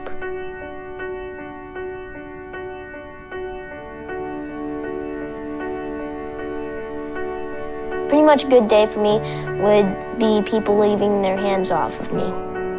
I'm always called names. Everywhere that I go, there's always someone calling me names, calling me gay. I've been choked. Thrown up against the wall, punched. Nobody's ever tried to help me.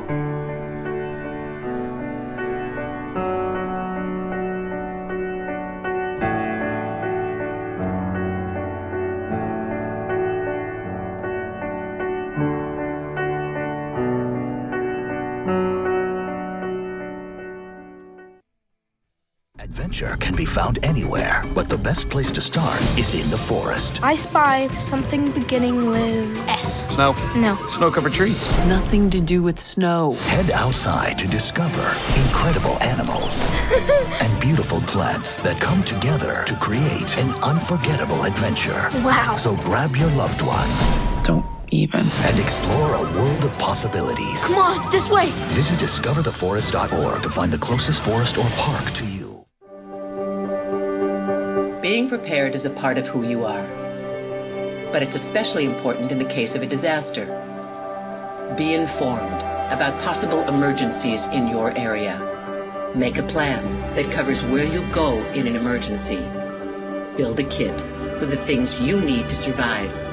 There's no one more capable of planning for your situation than you. Start your plan today. Go to ready.gov/myplan. From this angle, it all makes a star. I'm a teacher. Let me tell you what I make. I make learning a privilege, not a chore. And frustration, a tool, not an obstacle. I make working hard seem easy and giving up impossible. And then we're going to turn on the lights and everybody look up. I make an old subject feel like a fresh thought. What's your reaction? Yeah, exactly. And unconventional methods Okay, what else? common. This is their world.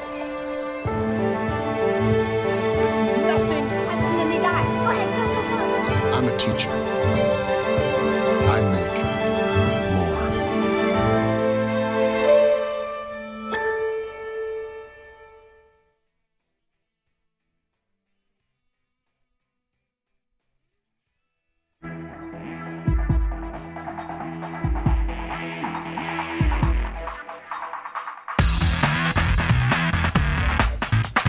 Live video, Bill's commentary, the best clips from the show, all in one place. YouTube.com/The Bill Press Show.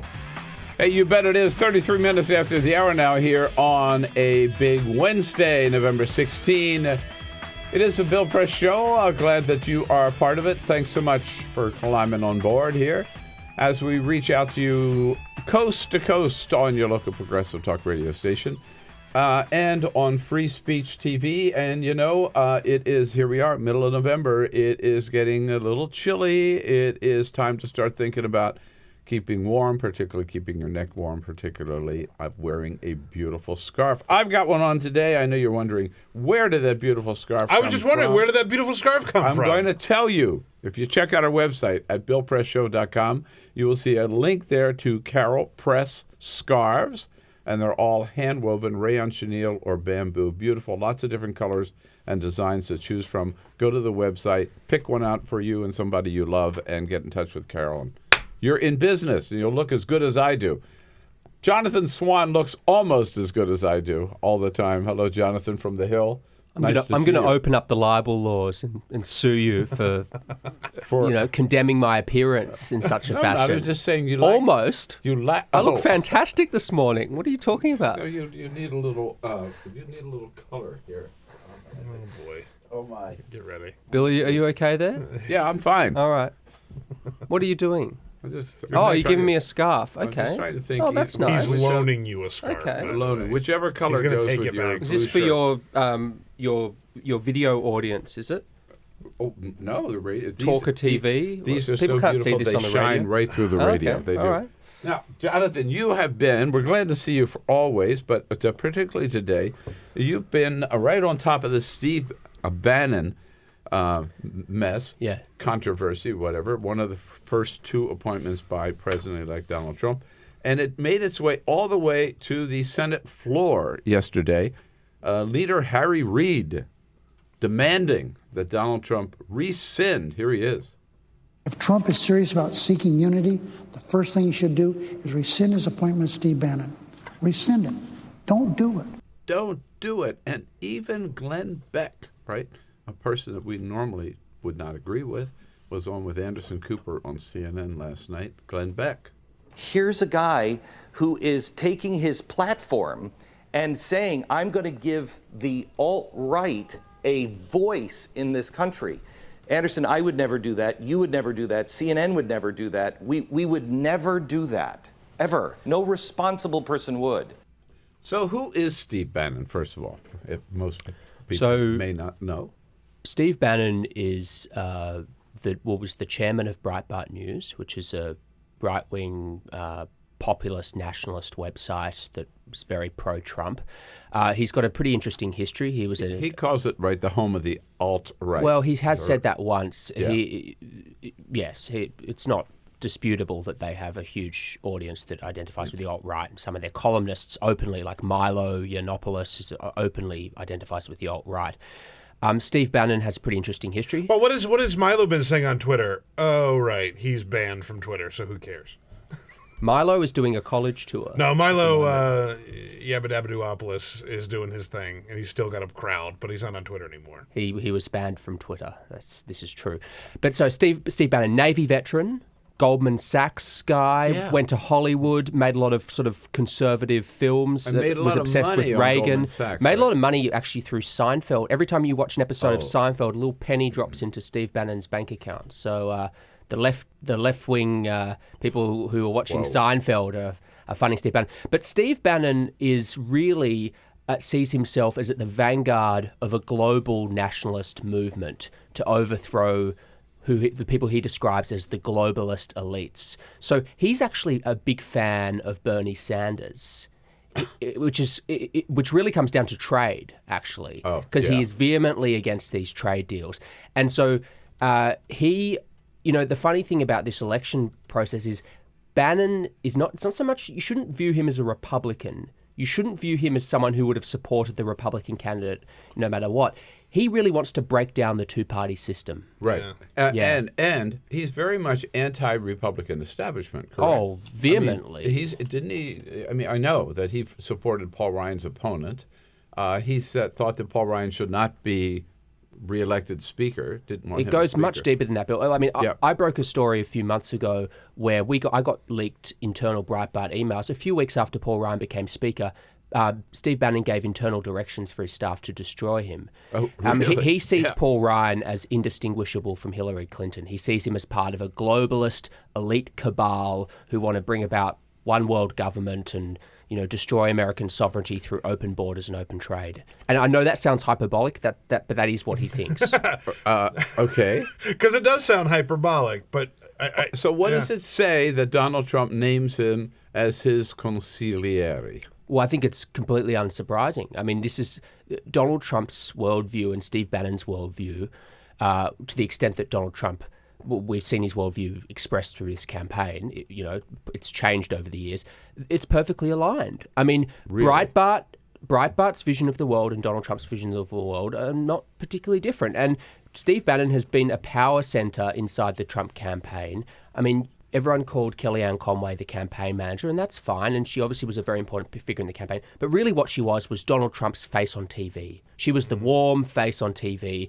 You can't run a campaign when you're always on TV. Steve Bannon was doing a lot of the stuff behind the scenes, so it's not that surprising.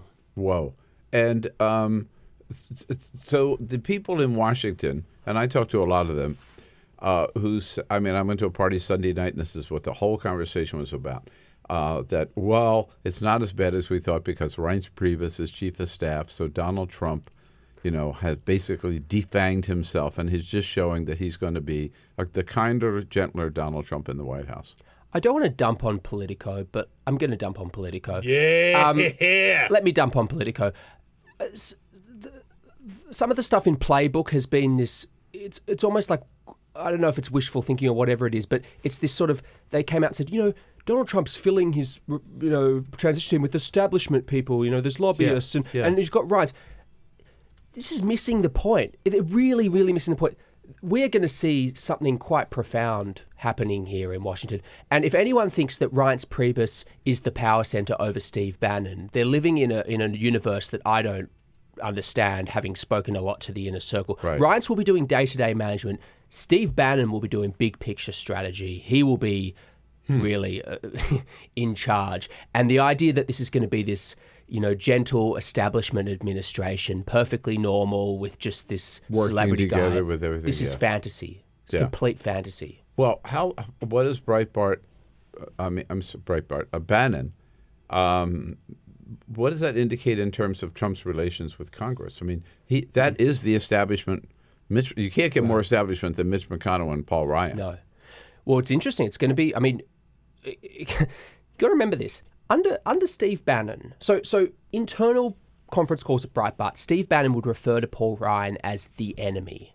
That's a direct quote. That's not me. That is direct quote reported that we've reported.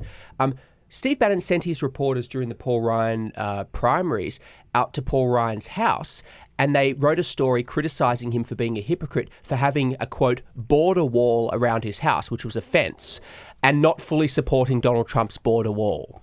This is the stuff they did. So they went to war against Paul Ryan. And by the way, they're still going to war against Paul Ryan. Really? So Yeah. this is going to be awkward. And I think that's why Reince is there as chief of staff, because him and Ryan are old friends. They're both Wisconsinites. Yeah. And I think that's going to probably insulate that a little bit. I think Bannon could be kind of left to do big picture strategy. He won't. I would be surprised if he's taking the lead on congressional relations. I know people are saying he's reaching out to people, but I think he's going to be the guy behind coming up with the vision, coming up with the media strategy, coming up with the big picture ideas, and doing some stuff in global affairs. It'll be a loose role. I would be very surprised if he's taking the lead with negotiating with McConnell and Ryan. Now, I want to come back and talk to you about Bannon's agenda in the White House and what we might expect. But first, a little tangent here. What does this mean for the Breitbart news site, the fact that their founder or their leader, not their founder, of course, he's dead now, but their leader is so close to the president of the United States? Does this elevate Breitbart as a as a drudge level they're website already, or what? Well, how big are they? They're huge. Their monthly traffic is now 37 million uniques. That's massive, massive, massive, massive, and they're global, Bill. They're I'm just expanding. also thinking of if this is, we know what they stand for, right? If this is 37 million people are turning in for that hate-filled website, that's pretty scary. They're expanding. They're in Jerusalem. They're in London. They're opening a Paris bureau, which is really going to be dedicated to helping Marine Le Pen become Who's president. up in May, right? And they're opening a Berlin, Germany website to oppose Merkel. For Well, now what that she's feels doing with the appropriate refugees. to open in Germany. I'm not taking the bait. It felt appropriate that they're expanding to Germany. For once, Jonathan Swan showed some restraint. Excuse me. All right. Character assassination this morning. So, to Jonathan's point, and the headline in his article in The Hill, what Stephen Bannon wants to do in Trump's White House, do we really want to know? We'll be right back and find out. Join in at 866-55-PRESS, either you Breitbart people or you anti-Bannon people. We'll be right back. Same great show, new great channel. Stream live video at youtube.com/The Bill Press Show.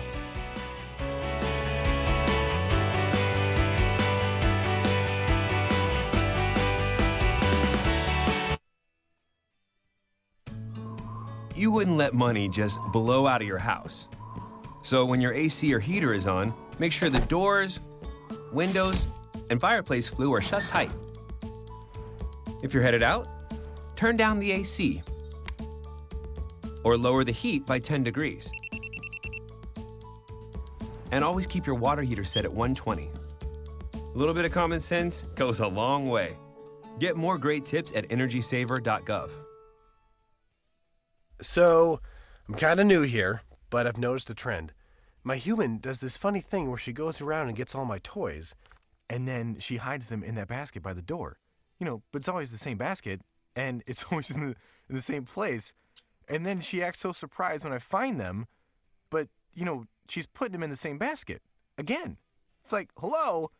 That's where you put it last time. You were the worst at hide and go seek.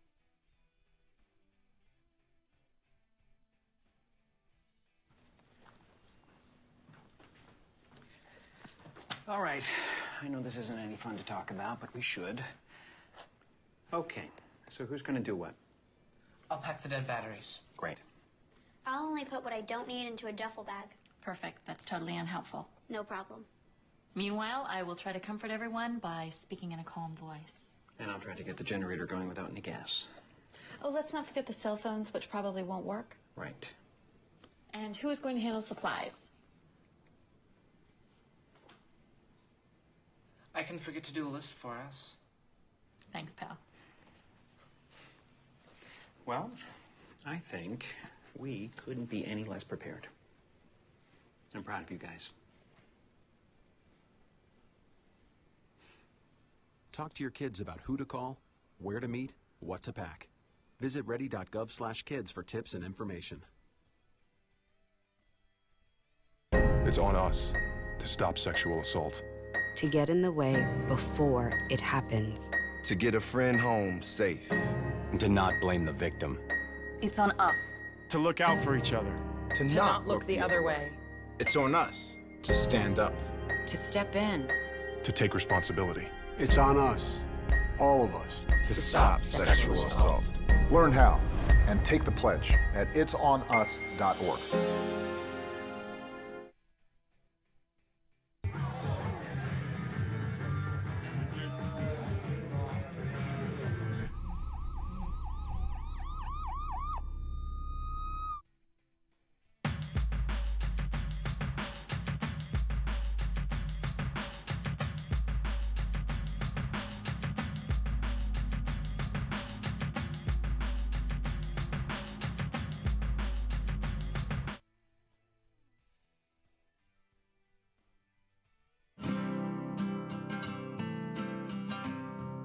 Every day across America, excess food is gathered by a network of good people at local food banks, giving hope to millions of children who struggle with hunger. They've earned their wings, and you can too. Together, we can solve child hunger. Support Feeding America and your local food bank at feedingamerica.org.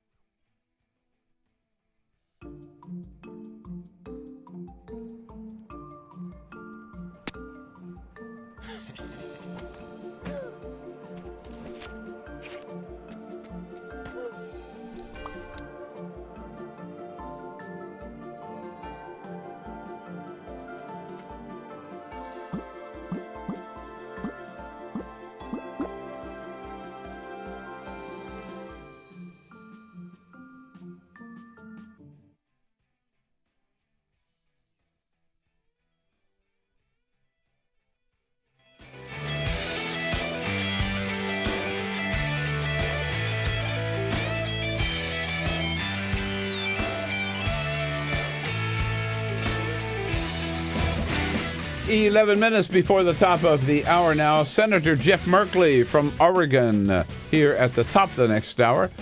He is leading a movement on the part of House and Senate Democrats to boot Steve Bannon out of his job that he hasn't even taken over yet, but certainly, well, kind of has, but not in the White House.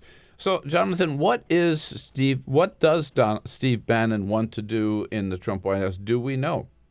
Yeah, we have actually I would recommend everybody, if you want to understand Steve Bannon's worldview, and not just in a very crude way that, some of the reporting's been, pretty superficial.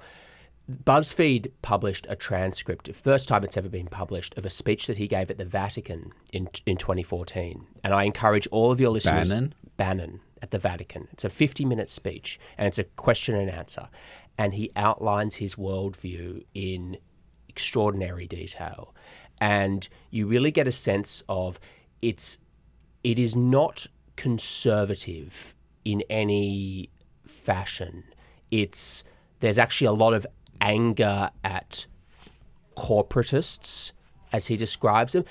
If you took out a few parts of it, like the emphasis on immigration, it could sound, it could read a bit like a Warren or a Sanders critique. He talks a lot about the Wall Street fraud and about how none of these guys got prosecuted during the global financial crisis. He's really angry about that. He acknowledges that there are racist elements in the alt-right, but he sees it as I think the phrase he uses, it'll be washed out. This is all part of a bigger picture, which is blowing out these elites and getting rid of them and overthrowing, the elites. So it's a very interesting picture into a guy who is quite radical in his thinking. He wants revolution. He's described himself as a Leninist. He has, on the record. Whoa. I mean, he's a really interesting guy, and I would really encourage people to read that speech. So the wall, the deporting 11 million or however many people, right? Rescinding the Paris climate change agreement, a religious test for Muslims coming into this country. This is all sounds like Steve Bannon stuff, and that's what he's going to be pushing. The full Trump election agenda. The main, I don't think they've quite decided what to do with the 11 million. I suspect they're still trying to figure that out. I think what we're going to see, they've promised to deport what they describe as criminal illegal immigrants. So we'll see what happens there. Which they say are 2 to 3 million. They've put so much emphasis on the wall that yes, they'll build the wall. I have no doubt they'll rescind whatever climate. I mean, Donald Trump doesn't care about climate change. And to be clear, that's not Steve Bannon as the puppet master. Donald Trump he said publicly it's a hoax perpetrated by the Chinese. I mean, he said that on Twitter. So I don't think that that's really Bannon as puppet master. I think what we're going to see Bannon doing is some really interesting sort of coalition building. Again, this is a pretty profound, if you think about it this way, you have the chief strategist to the President of the United States helping him in all matters of policy while his website is promoting Marine Le Pen in France. Yeah. And then he'll be encouraging coalitions with these nationalist leaders overseas. I mean, this is going to get pretty complicated pretty quickly. So it sounds like he could be maybe one of the most powerful presidential advisors we've ever seen, with that reach. Yeah, sure, absolutely. I mean, Steve Bannon is the intellectual architect for Donald Trump. I mean, Donald Trump is really riding on a movement that preceded him, that Breitbart and Steve Bannon have been involved in. Donald Trump didn't invent this. So before Senator Merkley joins us, and he and Chris Van Hollen had their news conference yesterday, and other members, which to put a lot of pressure on President-elect Trump to say this guy is not the right guy for the way. Is there any chance you think that Donald Trump will say, "Oh, if he's that unpopular, I don't want him"? No, zero.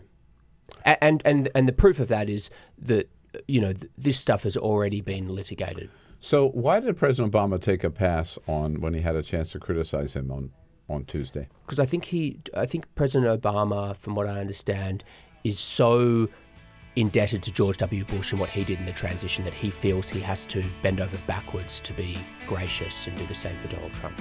Yeah. Missed an opportunity, in my humble opinion. Jonathan, it's great to see you. Thanks so much. You're looking great. You look fantastic, Bill. that scarf is just sexy as. Yeah. Come in anytime. Why did you talk to me like that? We'll be right back. Tell you what the president's up to today. Get social with Bill Press. Like us at facebook.com/Bill Press Show. This is The Bill Press Show.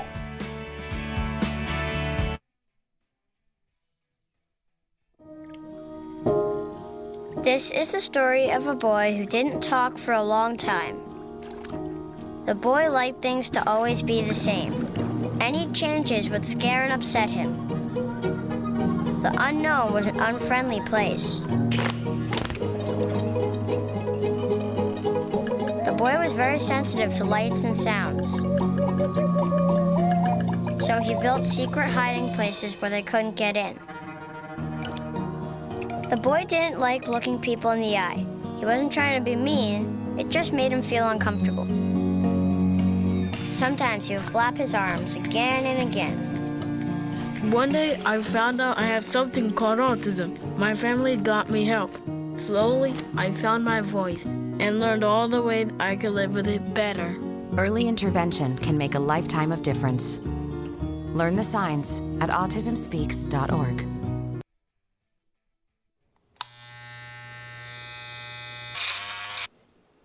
You've messed up your son's haircut. Mom?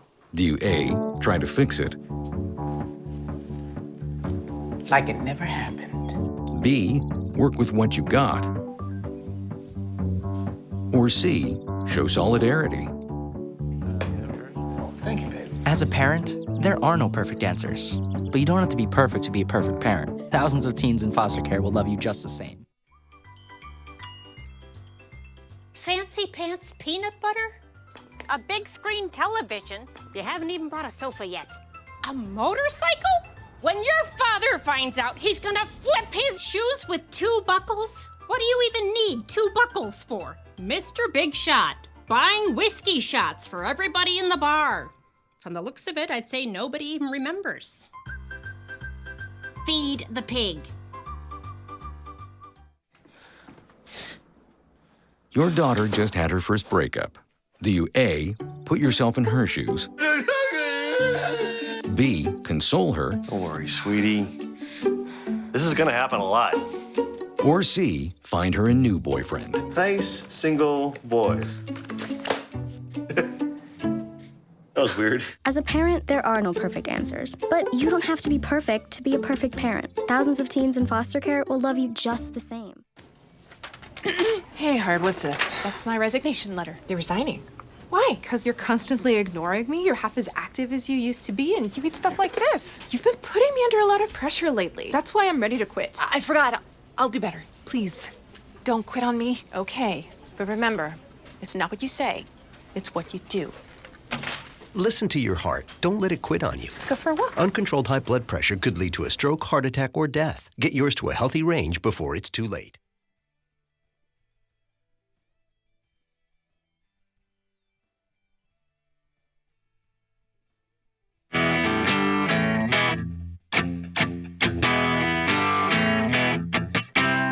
This is the Bill Press Show.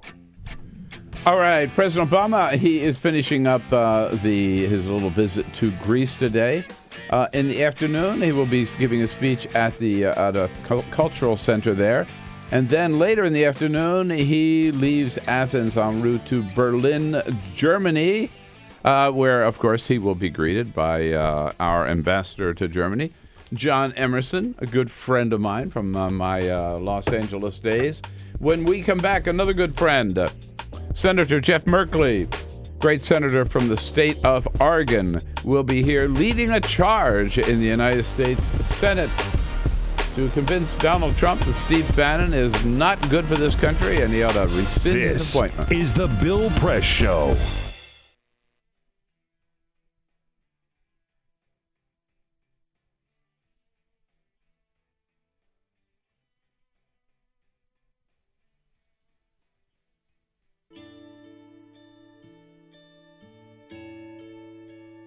Calls me googly eyes. You know you're beautiful, right? You know that? Even you are beautiful. I got bullied for wearing glasses. Share if you're against bullying. We put it out there, just took off. 3 million people have shared this post.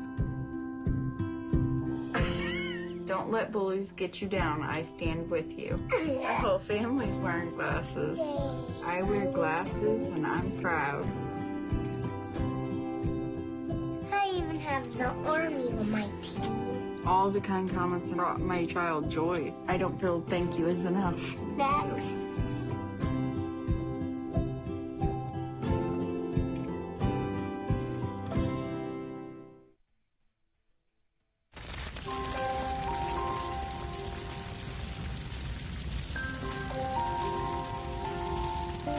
A single ember that escapes from a wildfire can travel more than a mile. That single ember can ignite and destroy your home or even your community. You can't control where that ember will land, only what happens when it does. Get Fire Adapted now at fireadapted.org. I wanted to find a bank with a purpose. I wanted to find a place that would take my money and not use it to cause the financial crisis, but to fix the financial crisis and to help end income inequality. The people that we employ are usually clients right off the streets. They don't have an account, but Amalgamated is willing to get that started for them. Their reputation of supporting the working man, I think, speaks for itself. This is a bank that cares for their customers, and I appreciate that. We were able to access a construction loan through the bank's programs, and that loan has helped us house 28 families in the community. Amalgamated is a bank that was started for and about working people. Many of our customers have a deep commitment to advocating for social and economic justice. We share that commitment, and we're not afraid to stand up and say that we need to change some of the way that the country does business.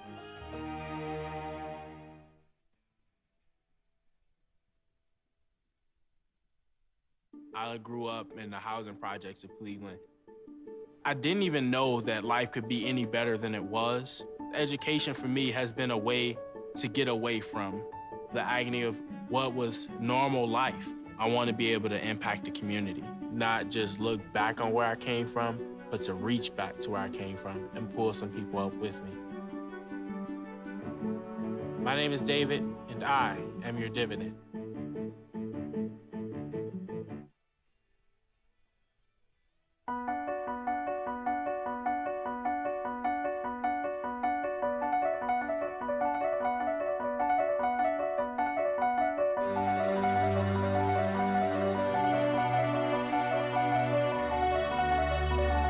The most important issue on this planet right now is to protect and conserve biodiversity in the world's oceans. And I don't think people realize just how intimate our connection is with the oceans themselves. Not only do they provide the very foundation of life and control our weather, but life just simply could not exist without a healthy ocean. The real problem, though, is apathy. It's all out of sight. It's all out of mind, and people don't even think about it. But it doesn't matter whether you live in Peoria or on the coast. The fact is, whatever happens in the ocean affects all life forms on the planet Earth. If the oceans die, then civilization collapses. We all die. We cannot live on this planet without the oceans. This is, in fact, not the planet Earth. It's the planet ocean, but because we're a land-dwelling species, we refer to it as Earth. But it is the planet ocean, and the oceans are the heart and the foundation of all life on the planet.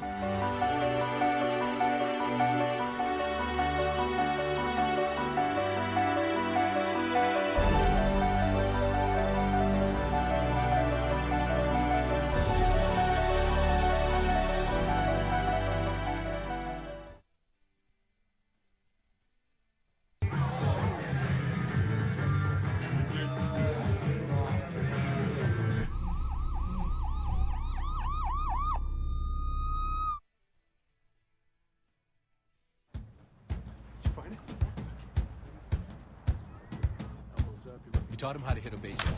Just like that. Say hi! How to hit a receiver.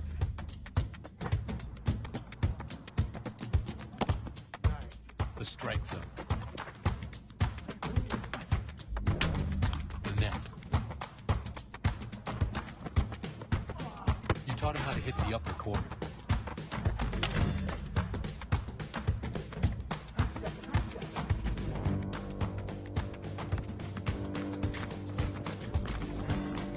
Taught him how to hit the open man. But how much time have you spent teaching him what not to hit?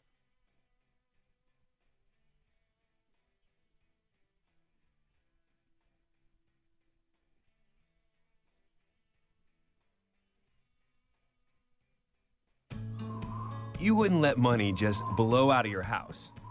So when your AC or heater is on, make sure the doors, windows, and fireplace flue are shut tight. If you're headed out, turn down the AC or lower the heat by 10 degrees. And always keep your water heater set at 120. A little bit of common sense goes a long way. Get more great tips at energysaver.gov. So, I'm kind of new here, but I've noticed a trend. My human does this funny thing where she goes around and gets all my toys, and then she hides them in that basket by the door. But it's always the same basket, and it's always in the same place. And then she acts so surprised when I find them, but, she's putting them in the same basket. Again. It's like, hello? That's where you put it last time. You were the worst at hide and go seek.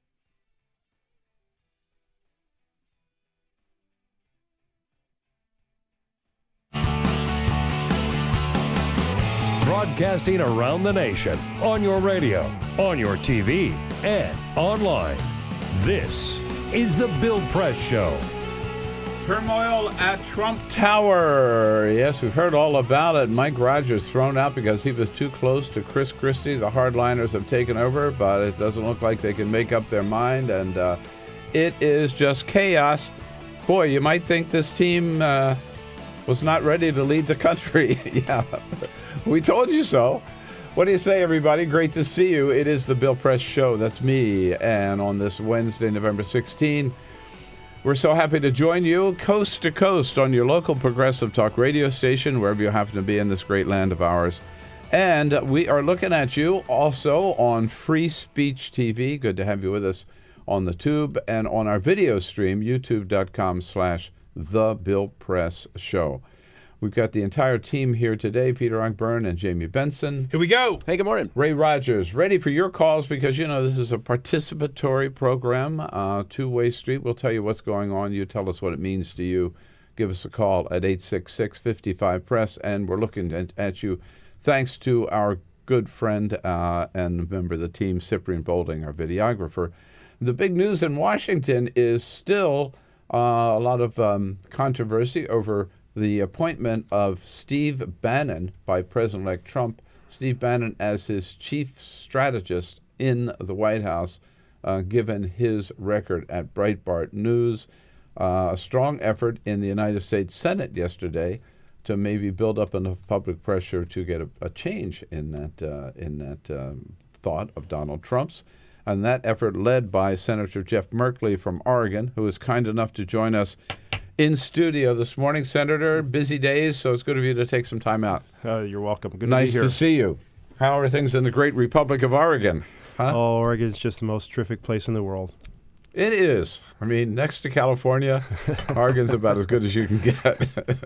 Do you still say "Don't Californicate, Oregon"? We all do keep that in the back of our mind. Yes, Tom McCall, our former governor, put up billboards that said "Visit but don't stay." Yeah, I know. Right.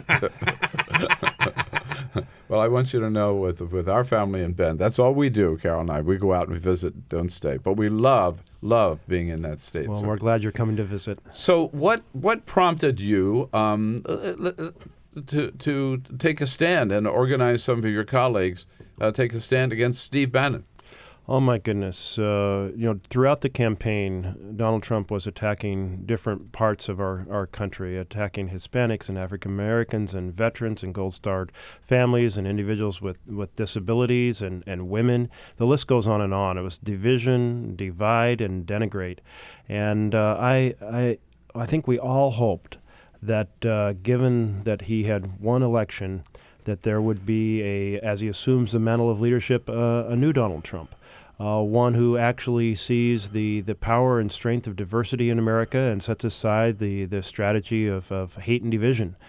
But what we have seen is that as his chief strategist, he has brought in a white nationalist whose website has been a place, a home, if you will, for those with racist views, misogyny, just ugliness of all types, and including against the LGBT community. And so this is outrageous. Someone like Steve Bannon should not be within 100 miles of the Oval Office. By the way, you mentioned white nationalist. He describes himself as a white nationalist, because I've seen a lot of people saying, don't be so hyperbolic about Steve Bannon. He would call himself, and he does call himself, a white nationalist. This isn't hyperbole. No, there's an effort to whitewash the situation and say, well, he's just a nationalist. He believes in America. But no, you can check out the number of outrageous things that he's put up on his website. One that I think we all remember is just a couple weeks after the massacre of African Americans in a church in South Carolina, where the Confederate flag was symbolically displayed and presented as a symbol of that massacre. He ran, "Hoist It High" article, and It was the headline. It was the headline, and that's just there's not just one or two of these articles. We're talking a daily strategy of inciting hate and division. Now, Senator, we've heard so many people. Reince Priebus, Kellyanne Conway, your colleague John Cornyn from Texas yesterday said this on the Senate floor.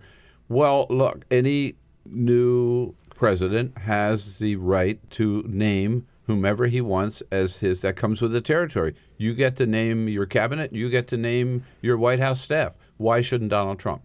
He has the complete power to do what he wants, and we have the complete power to criticize it.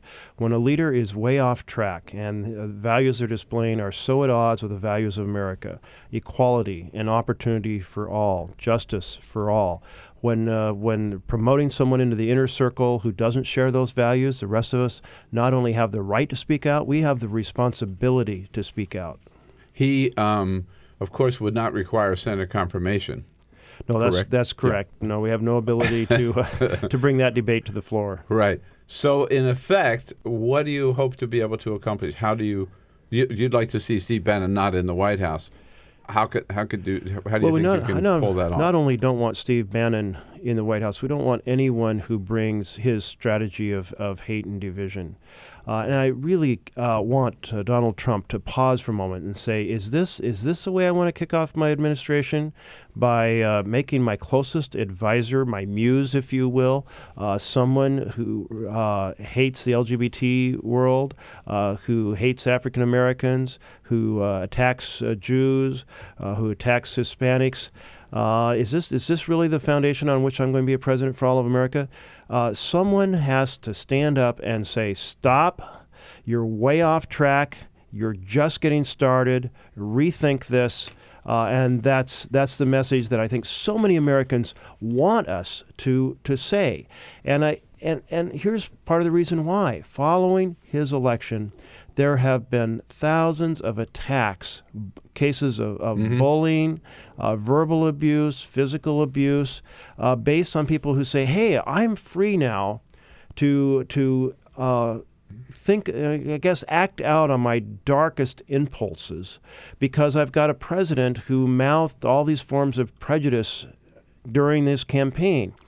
Well, he needs to reverse that. And by he, I mean Donald Trump. Donald Trump needs to reverse that. He needs to stand up and say, we are going to be a unified country. We are going to fight to lift up all families. And that means let's put an end to these acts of hate and have acts of kindness.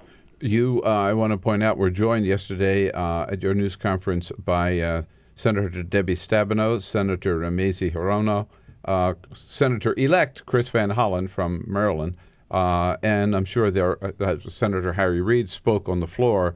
There are other Democratic senators and House members who would join you in this Yes, and effort. another 5 senators have signed the letter. Is that right? Yeah. We'll be putting out the letter tonight. We may have a few more. The letter to President-elect Trump? Yes, to President-elect Trump. Bernie Sanders has joined us. Elizabeth Warren has joined us. What can average Americans out there, Republicans and Democrats, who don't like a direction that a Steve Bannon might try to take the new president, can they write to Trump? Can they join your effort? Is there a website or?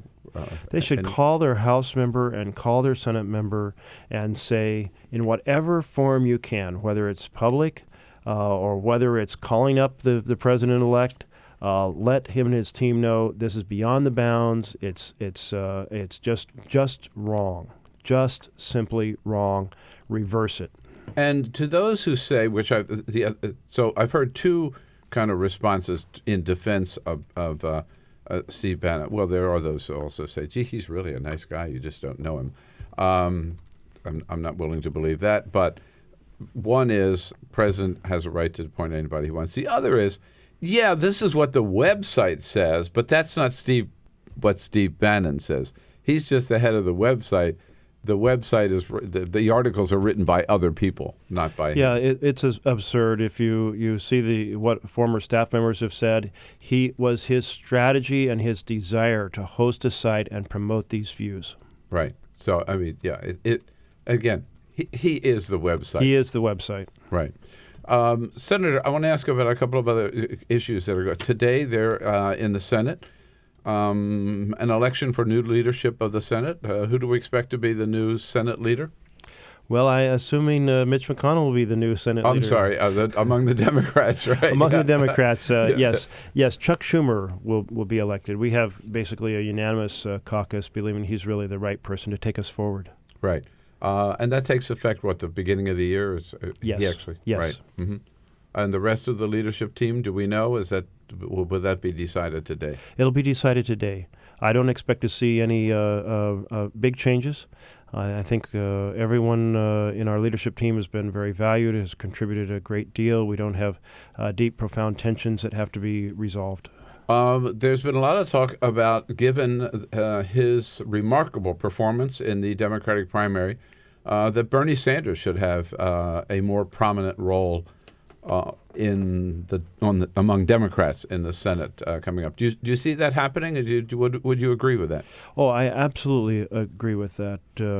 Now, of course, you're talking to the only member of the Senate who endorsed Bernie Sanders. Right.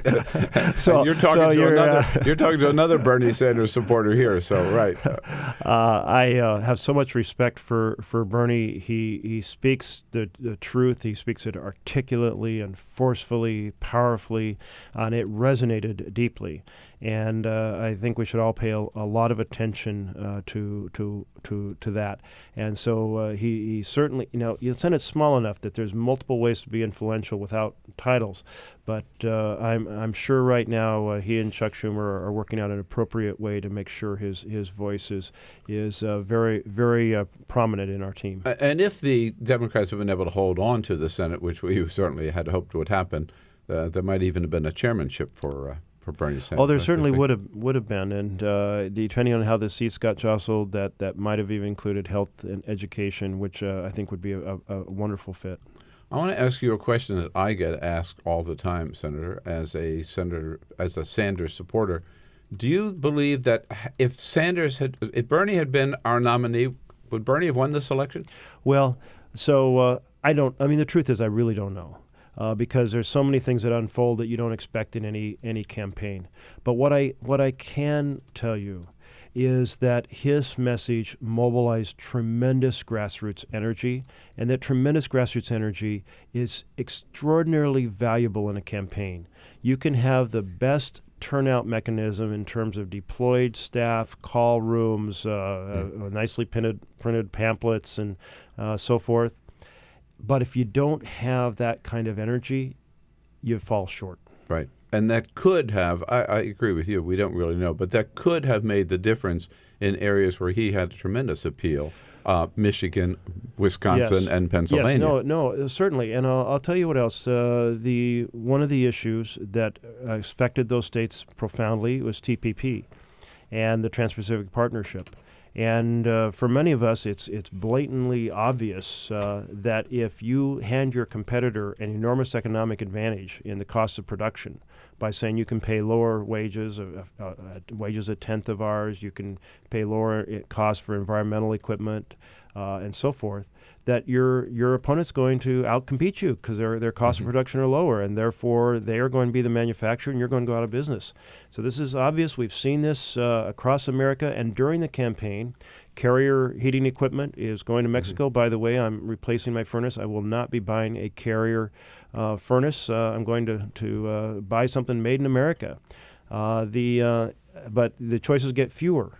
And then the competitors say, well, their costs have gone down. Maybe we have to follow them. Then the supply chain follows. And then the people who are employed who buy things in our grocery stores, they don't have the income. And so it's not just the initial loss of the manufacturing. It's the supply chain. It's the income. It's all of this. So when you visit these areas in Michigan, but I did 7 canvas kickoffs just a couple days before the election in Michigan, and those were the folks who were turning out who were had the energy to leave their home, come down, get on the phone, but you could tell that it wasn't anything like the fervor that we had 4 or 8 years earlier. I know you have to go, but I have to ask you one final question. Supreme Court. Any doubt in your mind? I mean, that's one of the first things that Donald Trump's going to do is send somebody else up for the Supreme Court, and Mitch McConnell will try to ram that through. What are Democrats going to do? Absolutely. And let's be clear. This is a stolen seat. This Supreme Court seat belongs to Barack Obama. The Republicans did something that has never been done in U.S. history and said, we're going to take it away from the president and we're going to hand it to the next president. Now, they hoped they'd be handing it to someone who would appoint a far-right justice, and they have succeeded. Now, we really thought that we were going to save them from this assault against the Constitution by either winning control of the Senate or winning the presidency. We didn't win either. So now the crime that was plotted is going to unfold before us, and it is going to have a profound impact on the legitimacy of the court. We'll certainly do all we can to block a far-right appointee who is out of sync with the vision of the Constitution, the we the people vision that our Constitution was founded on. But ultimately, there are ways that we can be run over when you're not in the majority. Senator, it's good to have you there leading the fight. Thanks so much for all that you're doing, and thanks for coming in this morning. And on the Steve Bannon bandwagon, we'll be there right alongside of you and hope we can pound some sense into Donald Trump on this. Tremendous. Thanks so much, Senator. Great to see you. We'll be right back. On your radio, on TV, and online. This is The Bill Press Show.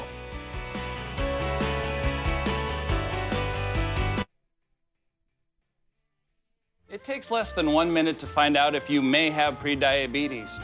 You can do it here. But you probably won't. You're busy. Kids, work, show coming back in 48 seconds. So let's do this now. Hold up one finger if you're a man, women, 0. 3 more fingers if you're over 60, 2 over 50, 1 over 40. If you're not sure, keep in mind you're sitting on a couch right now, so 1 more finger if you're not very active.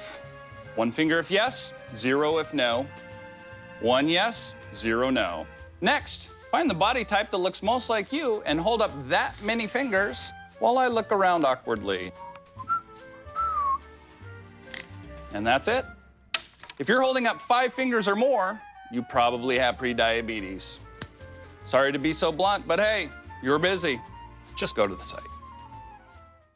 I'm a retired school psychologist, and helping people was my thing.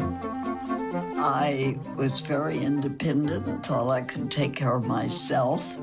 I fell, and I had to have Meals on Wheels. After my stroke, when Meals on Wheels started, I was on the other end of the stick, so to speak. Meals on Wheels coming to my door as someone who's housebound. Having someone check on me assures me that I'm not forgotten. Meals on Wheels has given me a mode of freedom that I wouldn't have otherwise. We're the clients. We are the clients. We are the clients of Meals on Wheels. America, let's do lunch. 1 in 6 seniors faces the threat of hunger, and millions more live in isolation. Drop off a hot meal and say a quick hello. Volunteer by donating your lunch break at americaletsdolunch.org. I'm only 17, but I know about investing.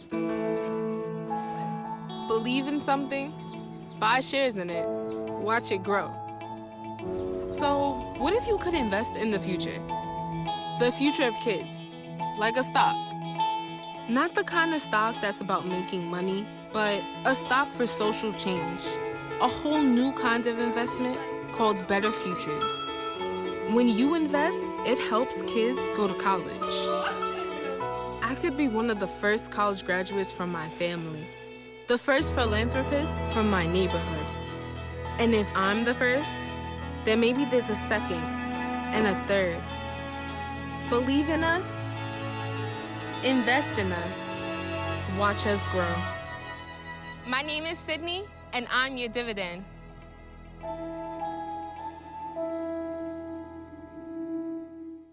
Hey, Look, it's those guys. What's up? What's happening today? Let's see those pearly whites, man. Yeah! The boys, check it out.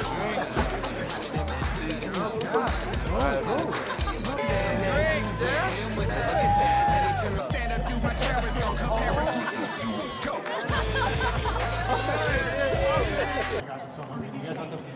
Ooh, cute. Are you good to try? I'm fine. Hey girl, what's up? What's the name? What's good? What's up? How many did you have? I should be fine. You should be. Sir, go and step out of the vehicle for me. Yes, sir. See ya, buddy. Today, Sean's got a hearing. We'll see how it goes. Good luck. So turns out, buzz driving and drunk driving, they're the same thing, and it costs around $10,000. So not worth it.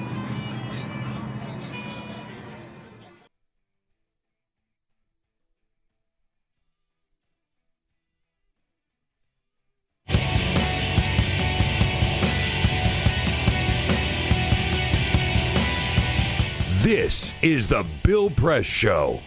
Here we go now at 26 minutes after the hour.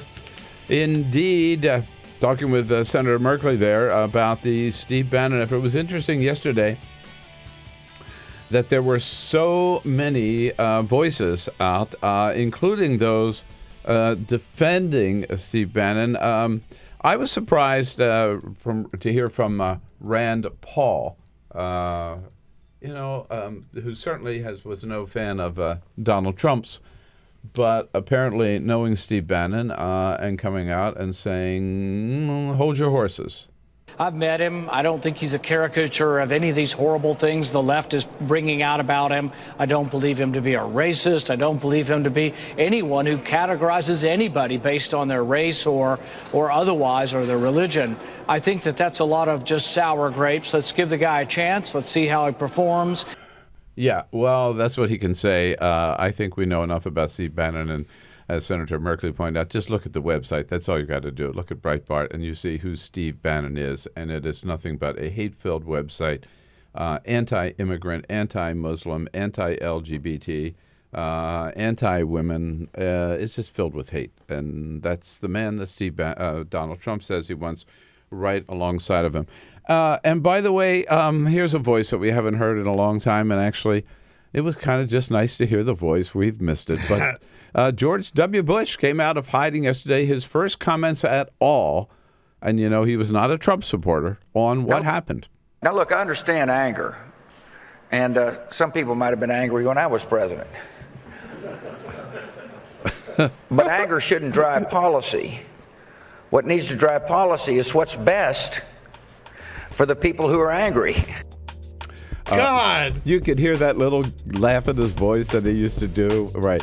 And we know that George W. Bush and Laura Bush, when it came to voting for president, they said, thanks, but no thanks. They left it blank. Right, Peter? Yeah, they left it blank. Left it blank. Didn't vote for him. Yeah. But Daddy voted for Hillary. This is the Bill Press Show.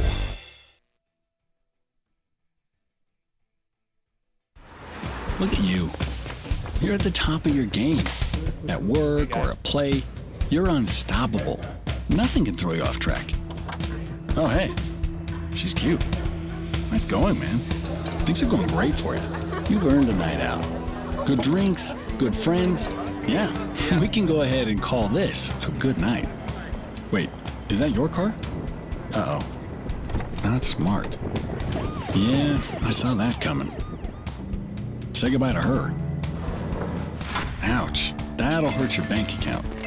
You're looking at around 10 grand in fines, legal fees, and increased insurance rates. I hope you like eating frozen dinners. Alone. Let's try this again. Smart move. Because buzz driving is drunk driving.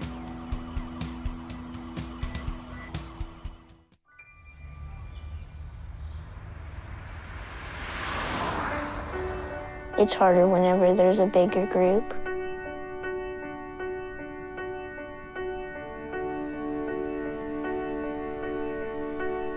Pretty much much a good day for me would be people leaving their hands off of me.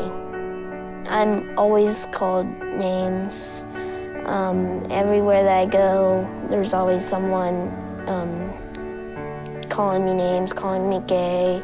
I've been choked, thrown up against a wall, punched. Nobody's ever tried to help me.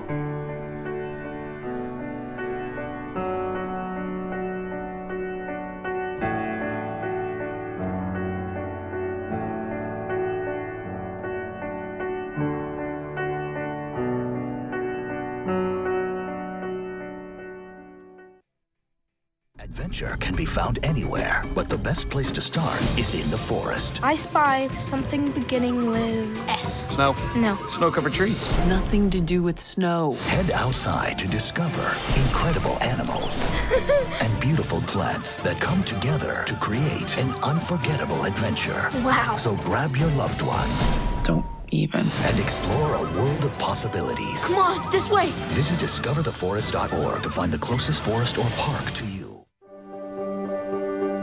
Being prepared is a part of who you are, but it's especially important in the case of a disaster. Be informed about possible emergencies in your area. Make a plan that covers where you go in an emergency.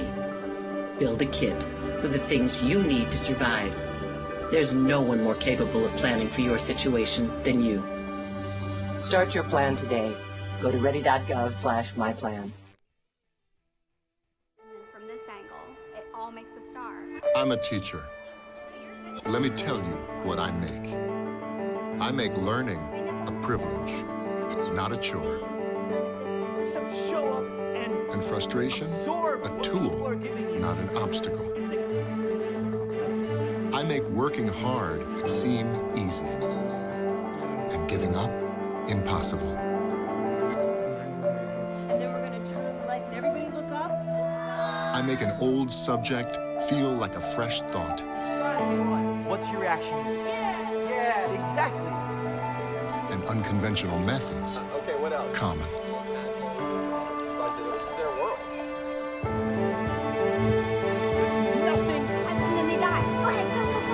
I'm a teacher. I make more.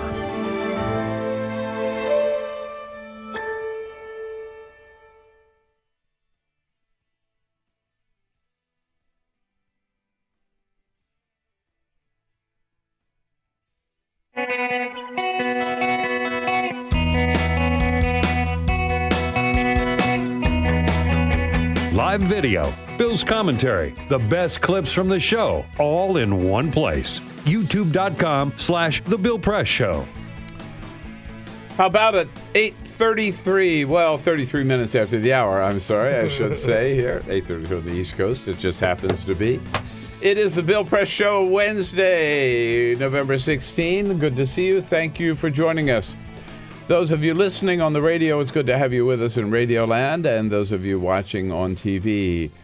On the radio, your local progressive talk radio station, of course, and on television on Free Speech TV. Welcome you to the program, and always invite you to give us a holler at 866-55-PRESS.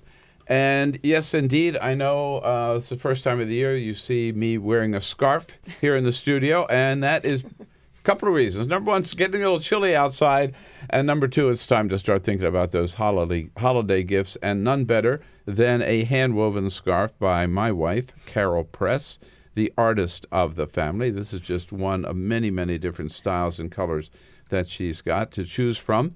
And the best thing to do is go right to our website, BillPressShow.com. Click on the link to Carol Press scarves, and you're in business. Lots of beautiful ones to choose from. Believe me, you will get nothing but compliments when you wear them, like I do. Even I get on the metro here, people say, "Where'd you get that scarf?" There you go. So I just give them Carol's card. There you go, yeah. Yeah. The pitch man. I'm the male model. Yeah. A serious sense of depression all of us feel after what happened just now a week and a day ago. And one of the things that really is troubling, Donald Trump is certainly proving during the campaign that he has a very low attitude about women or about women's rights, and now he's appointed a misogynist named Steve Bannon to be his top right-hand man in the White House. Doesn't bode well for women's rights in this country, and we wanted to talk about that with the communications director of NARAL, Kaylee Hansen-Long, who joins us in studio. We haven't seen you since the convention in Philadelphia, where we were all feeling a lot more positive, right? Yeah, it's a different time than when I saw you last, but, we move on, and, we're looking to the future here. That's the spirit. Kaylee, it's good to see you. Thank you. Yes. So let's just say that Donald Trump and Steve Bannon have their way, and they've got a Republican House and a Republican Senate. What's it mean, particularly for women in this country? I mean, this is a really dark time for women and families. When you look at the reality of, what we expect to come out of the White House and out of a Trump administration, especially with Steve Bannon at the helm, and then also what you may or may not see from the House Republicans and the anti-choice leaders in the Senate. We've seen a lot of the threats to reproductive freedom throughout the months that we've had Republican majorities in the Senate and the House. But having a Republican administration and one that is as extreme on women's rights and dismantling them as Donald Trump and Steve Bannon, it's scary. There are a lot of things that are, being talked about right now, different threats to reproductive freedom. But the things that are, the most immediate concern anyway are a repeal of the Affordable Care Act and the contraceptive coverage within it. If the Affordable Care Act goes away, we have no guarantee that women wouldn't be charged, exponentially more for birth control, for contraception. Of course, that is a service that right now is covered for women completely. So it will depend on what sort of coverage you have. But for a lot of women, especially low-income women, that could be a real problem. It will be a real problem. And of course, we're really troubled by Donald Trump on 60 Minutes, doubling down on his desire to repeal Roe versus Wade. Yeah, let me come back to the Affordable Care Act and Obamacare there for just a second. Mm-hmm. He has said now, okay, there are some good parts of Obamacare, right? Maybe the pre-existing condition that he'd like to keep, allowing young people to stay on their parents' health program until they're 26. He'd like to keep that. I don't recall that Donald Trump has been out there beating the drum against contraception. It would be kind of ironic if he were, to tell the truth. But so is this a priority of his, and could this be one of the parts of the Affordable Care Act that he keeps? Well, I have no reason to believe that he would. That he would keep it. I have every reason to believe that he doesn't care about it and it'll just go on the cutting room floor. Certainly, the Republican Congress is capable of putting it on his desk. Right. Right. Yeah, and I think the thing to remember. Unlikely he would veto it. Yeah, well, I think the thing to remember is that, behind Donald Trump, you've got Mike Pence. And Mike Pence is a governor who has spent his entire career working to defund Planned Parenthood, abolish Roe versus Wade, do everything in his power to take away women's reproductive rights. So if the person, telling Donald Trump and advising him on what to do, as it seems he's doing for the transition team already, that gives us no hope. And frankly, what Donald Trump has done and said throughout the course of his campaign and his life, the way he's treated women, there's no reason to believe that he's going to, put his foot down and stand up for women now. Everything he has said and done, he's always belittled women, demeaned us, and we have no faith that he's going to look out for us, as said on 60 Minutes the other night. So right. No, but I think you're absolutely right to remind us about the shadow of Mike Pence, who is an extremist on these issues, and who I think as much as Donald Trump will be running the government, because I don't think Trump has the attention span, frankly. Right. He hasn't shown it. Right. Right? Well, Whereas Pence is a serious policy nut wonk. Mm-hmm. hands-on kind of governor. Yeah, and I think the stories that we're seeing coming out of this whole transition process prove that even more. I mean, there are rumors that Donald Trump didn't even know who he needed to appoint in the White House, who he needed to hire in the White House. I mean, these are pretty basic understandings of how this all functions. Right. And so when you're trying to figure this out as you go, which may be the case, you're going to rely on people around you who feel like they know what they're doing. Mike Pence may be one of them. And, just given his track record on women's rights and reproductive freedom and what he did for women in Indiana, there's really no faith we can have. Now, on the Roe v. Wade, we know Merrick Garland, forget about it, right? He's not going to even, hasn't gotten a hearing. As Senator Merkley just told us at the top of the hour here that this is a stolen appointment. They stole this seat from President Obama. He's going to put somebody else up. And he told Leslie Stahl, do we have that clip, Jamie? He told Leslie Stahl Sunday, there's no doubt about the kind of person that he was going to be looking for, which is a person who's going to commit to overthrowing Roe v. Wade. So that's going to happen. That's right. I mean, it's alarming to me that in the first address he gave to the nation in this 60 Minutes interview, that was one of the first things he said, that he is committed to appointing a justice who would overturn Roe. A couple things on that. First of all, the catastrophic implications of that. It's almost unthinkable. You think about the progress that we were making, especially at the Supreme Court in June, with the whole women's health case decided in favor of truth and the pro-choice majority. That a lot of these burdensome restrictions on abortion care that really are intended to outlaw abortion, we had a real victory there at the court. Now that is all to be determined. The other thing that I think is really interesting that came out of that interview is he said, that he would appoint someone who would overturn Roe, but that LGBT marriage equality is fine by him. That's settled law. I think that was a really telling moment for him of completely not understanding how this works.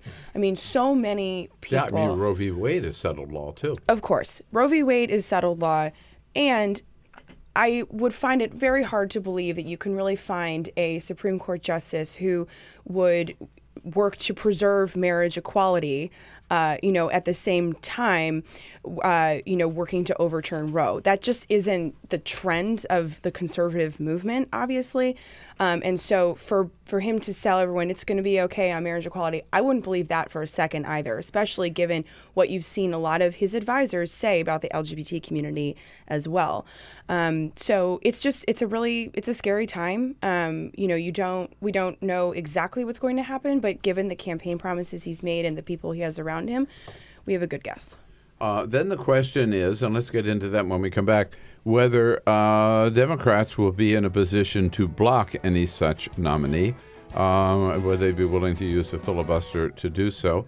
Kaylee Hanson-Long here with us from NARAL on some of the very scary aspects of a Trump presidency when it comes to the rights of women. 866-55-PRESS is our toll-free number. Quick break, and we'll be right back with you. Women won't be able to get an abortion. No, it'll go back to the states. By state? No, some. Yeah. Well, they'll perhaps have to go to another state. Connect with The Bill Press Show on Twitter. Follow us at BP Show and tweet using the hashtag WatchingBP. This is The Bill Press Show.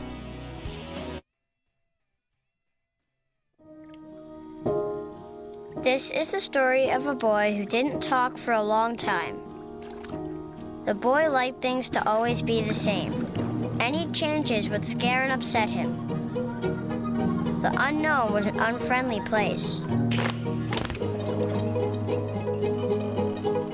The boy was very sensitive to lights and sounds.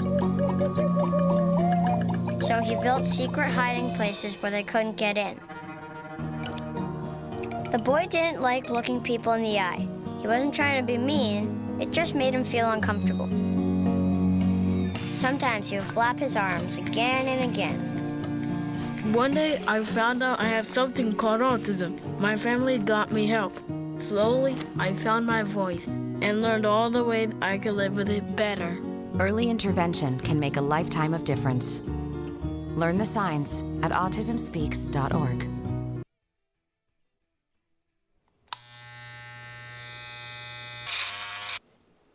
You've messed up your son's haircut. Mom? Do you A, try to fix it? Like it never happened. B, work with what you got? Or C, show solidarity? Thank you, baby. As a parent, there are no perfect answers. But you don't have to be perfect to be a perfect parent. Thousands of teens in foster care will love you just the same. Fancy pants peanut butter? A big screen television? You haven't even bought a sofa yet. A motorcycle? When your father finds out, he's gonna flip his shoes with 2 buckles? What do you even need 2 buckles for? Mr. Big Shot, buying whiskey shots for everybody in the bar. From the looks of it, I'd say nobody even remembers. Feed the pig. Your daughter just had her first breakup. Do you A, put yourself in her shoes? B, console her? Don't worry, sweetie. This is gonna happen a lot. Or C, find her a new boyfriend? Nice, single boys. That was weird. As a parent, there are no perfect answers. But you don't have to be perfect to be a perfect parent. Thousands of teens in foster care will love you just the same. Hey, Hard, what's this? That's my resignation letter. You're resigning. Why? Because you're constantly ignoring me. You're half as active as you used to be, and you get stuff like this. You've been putting me under a lot of pressure lately. That's why I'm ready to quit. I forgot. I'll do better. Please, don't quit on me. Okay. But remember, it's not what you say. It's what you do. Listen to your heart. Don't let it quit on you. Let's go for a walk. Uncontrolled high blood pressure could lead to a stroke, heart attack, or death. Get yours to a healthy range before it's too late.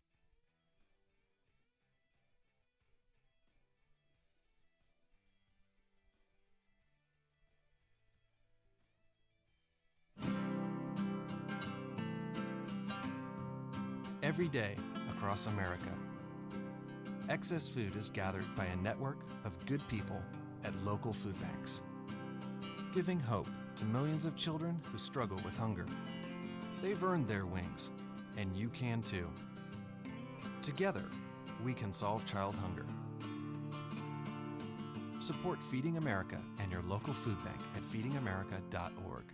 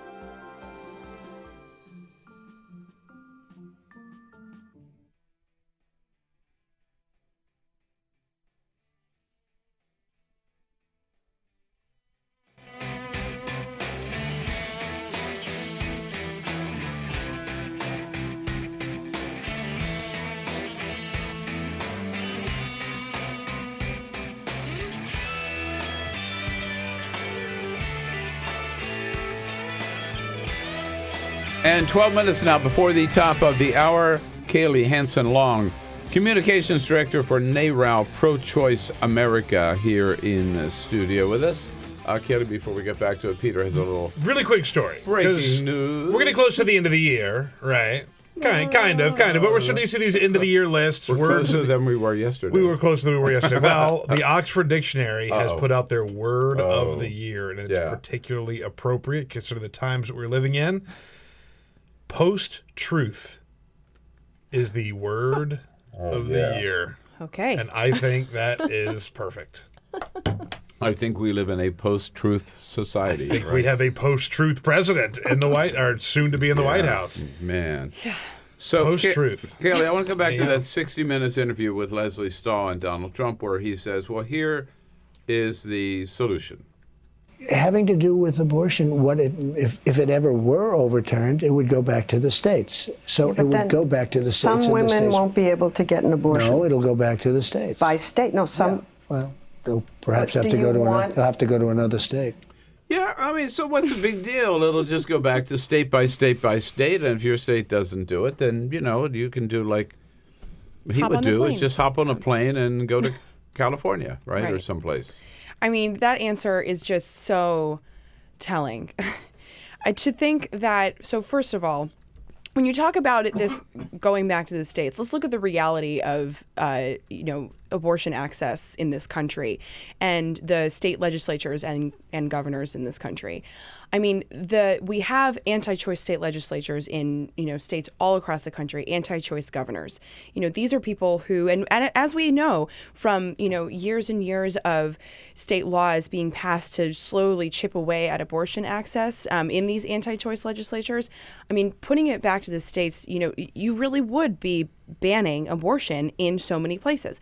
This is especially problematic in the South, and especially problematic for low-income women and people who don't have time to take off from work, don't have childcare. 1 in 3 women by the age of 45 in this country has an abortion. It's a statistic around there. And to think about the childcare you need to set up if you need to have this procedure. Hopping on a plane isn't an option for a lot of women. So what you're doing is, if Donald Trump has his way, the Affordable Care Act is repealed, the contraceptive coverage mandate is overturned. That means less protection against unintended pregnancy and potentially more abortions in possibly unsafe ways. So it's just, he has a total lack of understanding of how this works. And the way he says it, he makes it sound like, oh, it's no big deal. You just, hop over the border. Well, that doesn't work for someone in Montana who has to drive, 16 hours to the closest abortion clinic. It's just it's ridiculous, really. So how did so many women end up voting for Donald Trump?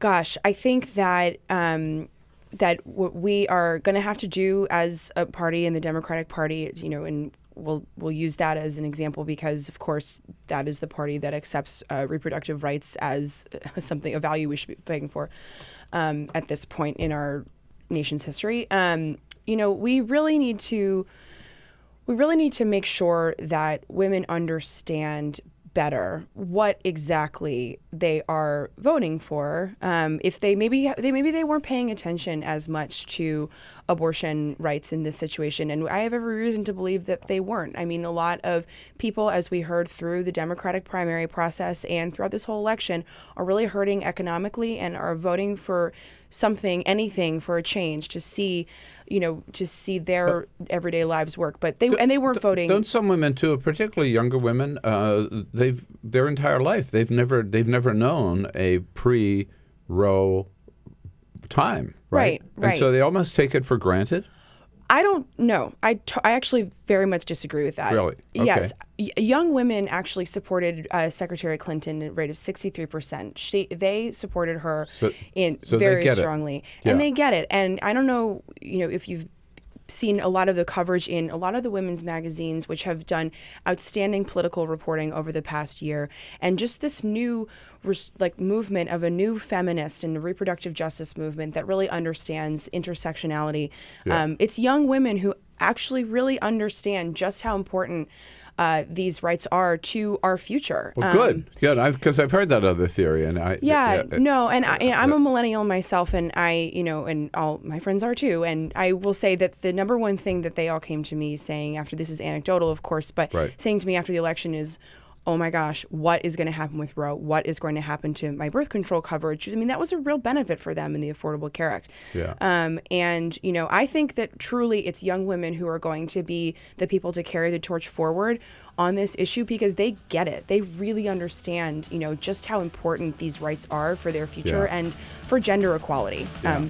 Now that's it. And now's the time to fight back and hold the line. And as always, NARAL will be right out in front. That's right. Thanks for your leadership, Kaylee. Thanks for coming in today, too. Thanks for having me. Of course, it's NARAL, NARAL, NARAL.org, and we'll be right back. Follow us on Twitter @BP Show. This is The Bill Press Show.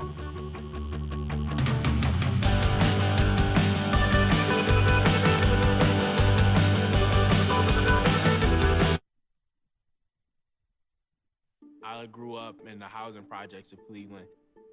I didn't even know that life could be any better than it was. Education for me has been a way to get away from the agony of what was normal life. I want to be able to impact the community, not just look back on where I came from, but to reach back to where I came from and pull some people up with me. My name is David, and I am your dividend.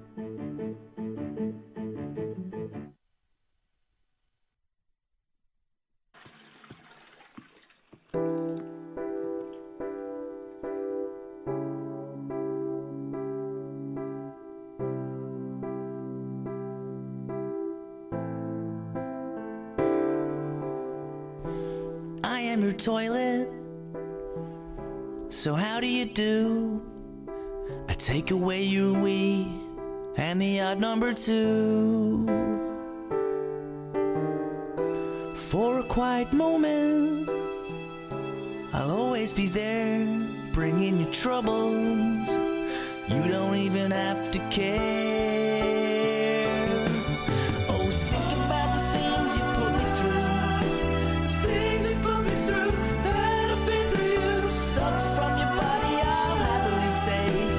Liquid or solid, whatever you make. When you think of all the things that I do, it's time to say thanks to your Lou. If I wasn't there anymore, you can only imagine disaster. I am a lifesaver, and that is not a lie. Where I don't exist, thousands die. So next time you have to do a poo or a wee, thank the sanitary saints that you have me. When you think of all the things that I do, it's time to say thanks to your Lou. La la la la la la la la la la la la la la la. It's time to say thank you to your Lou.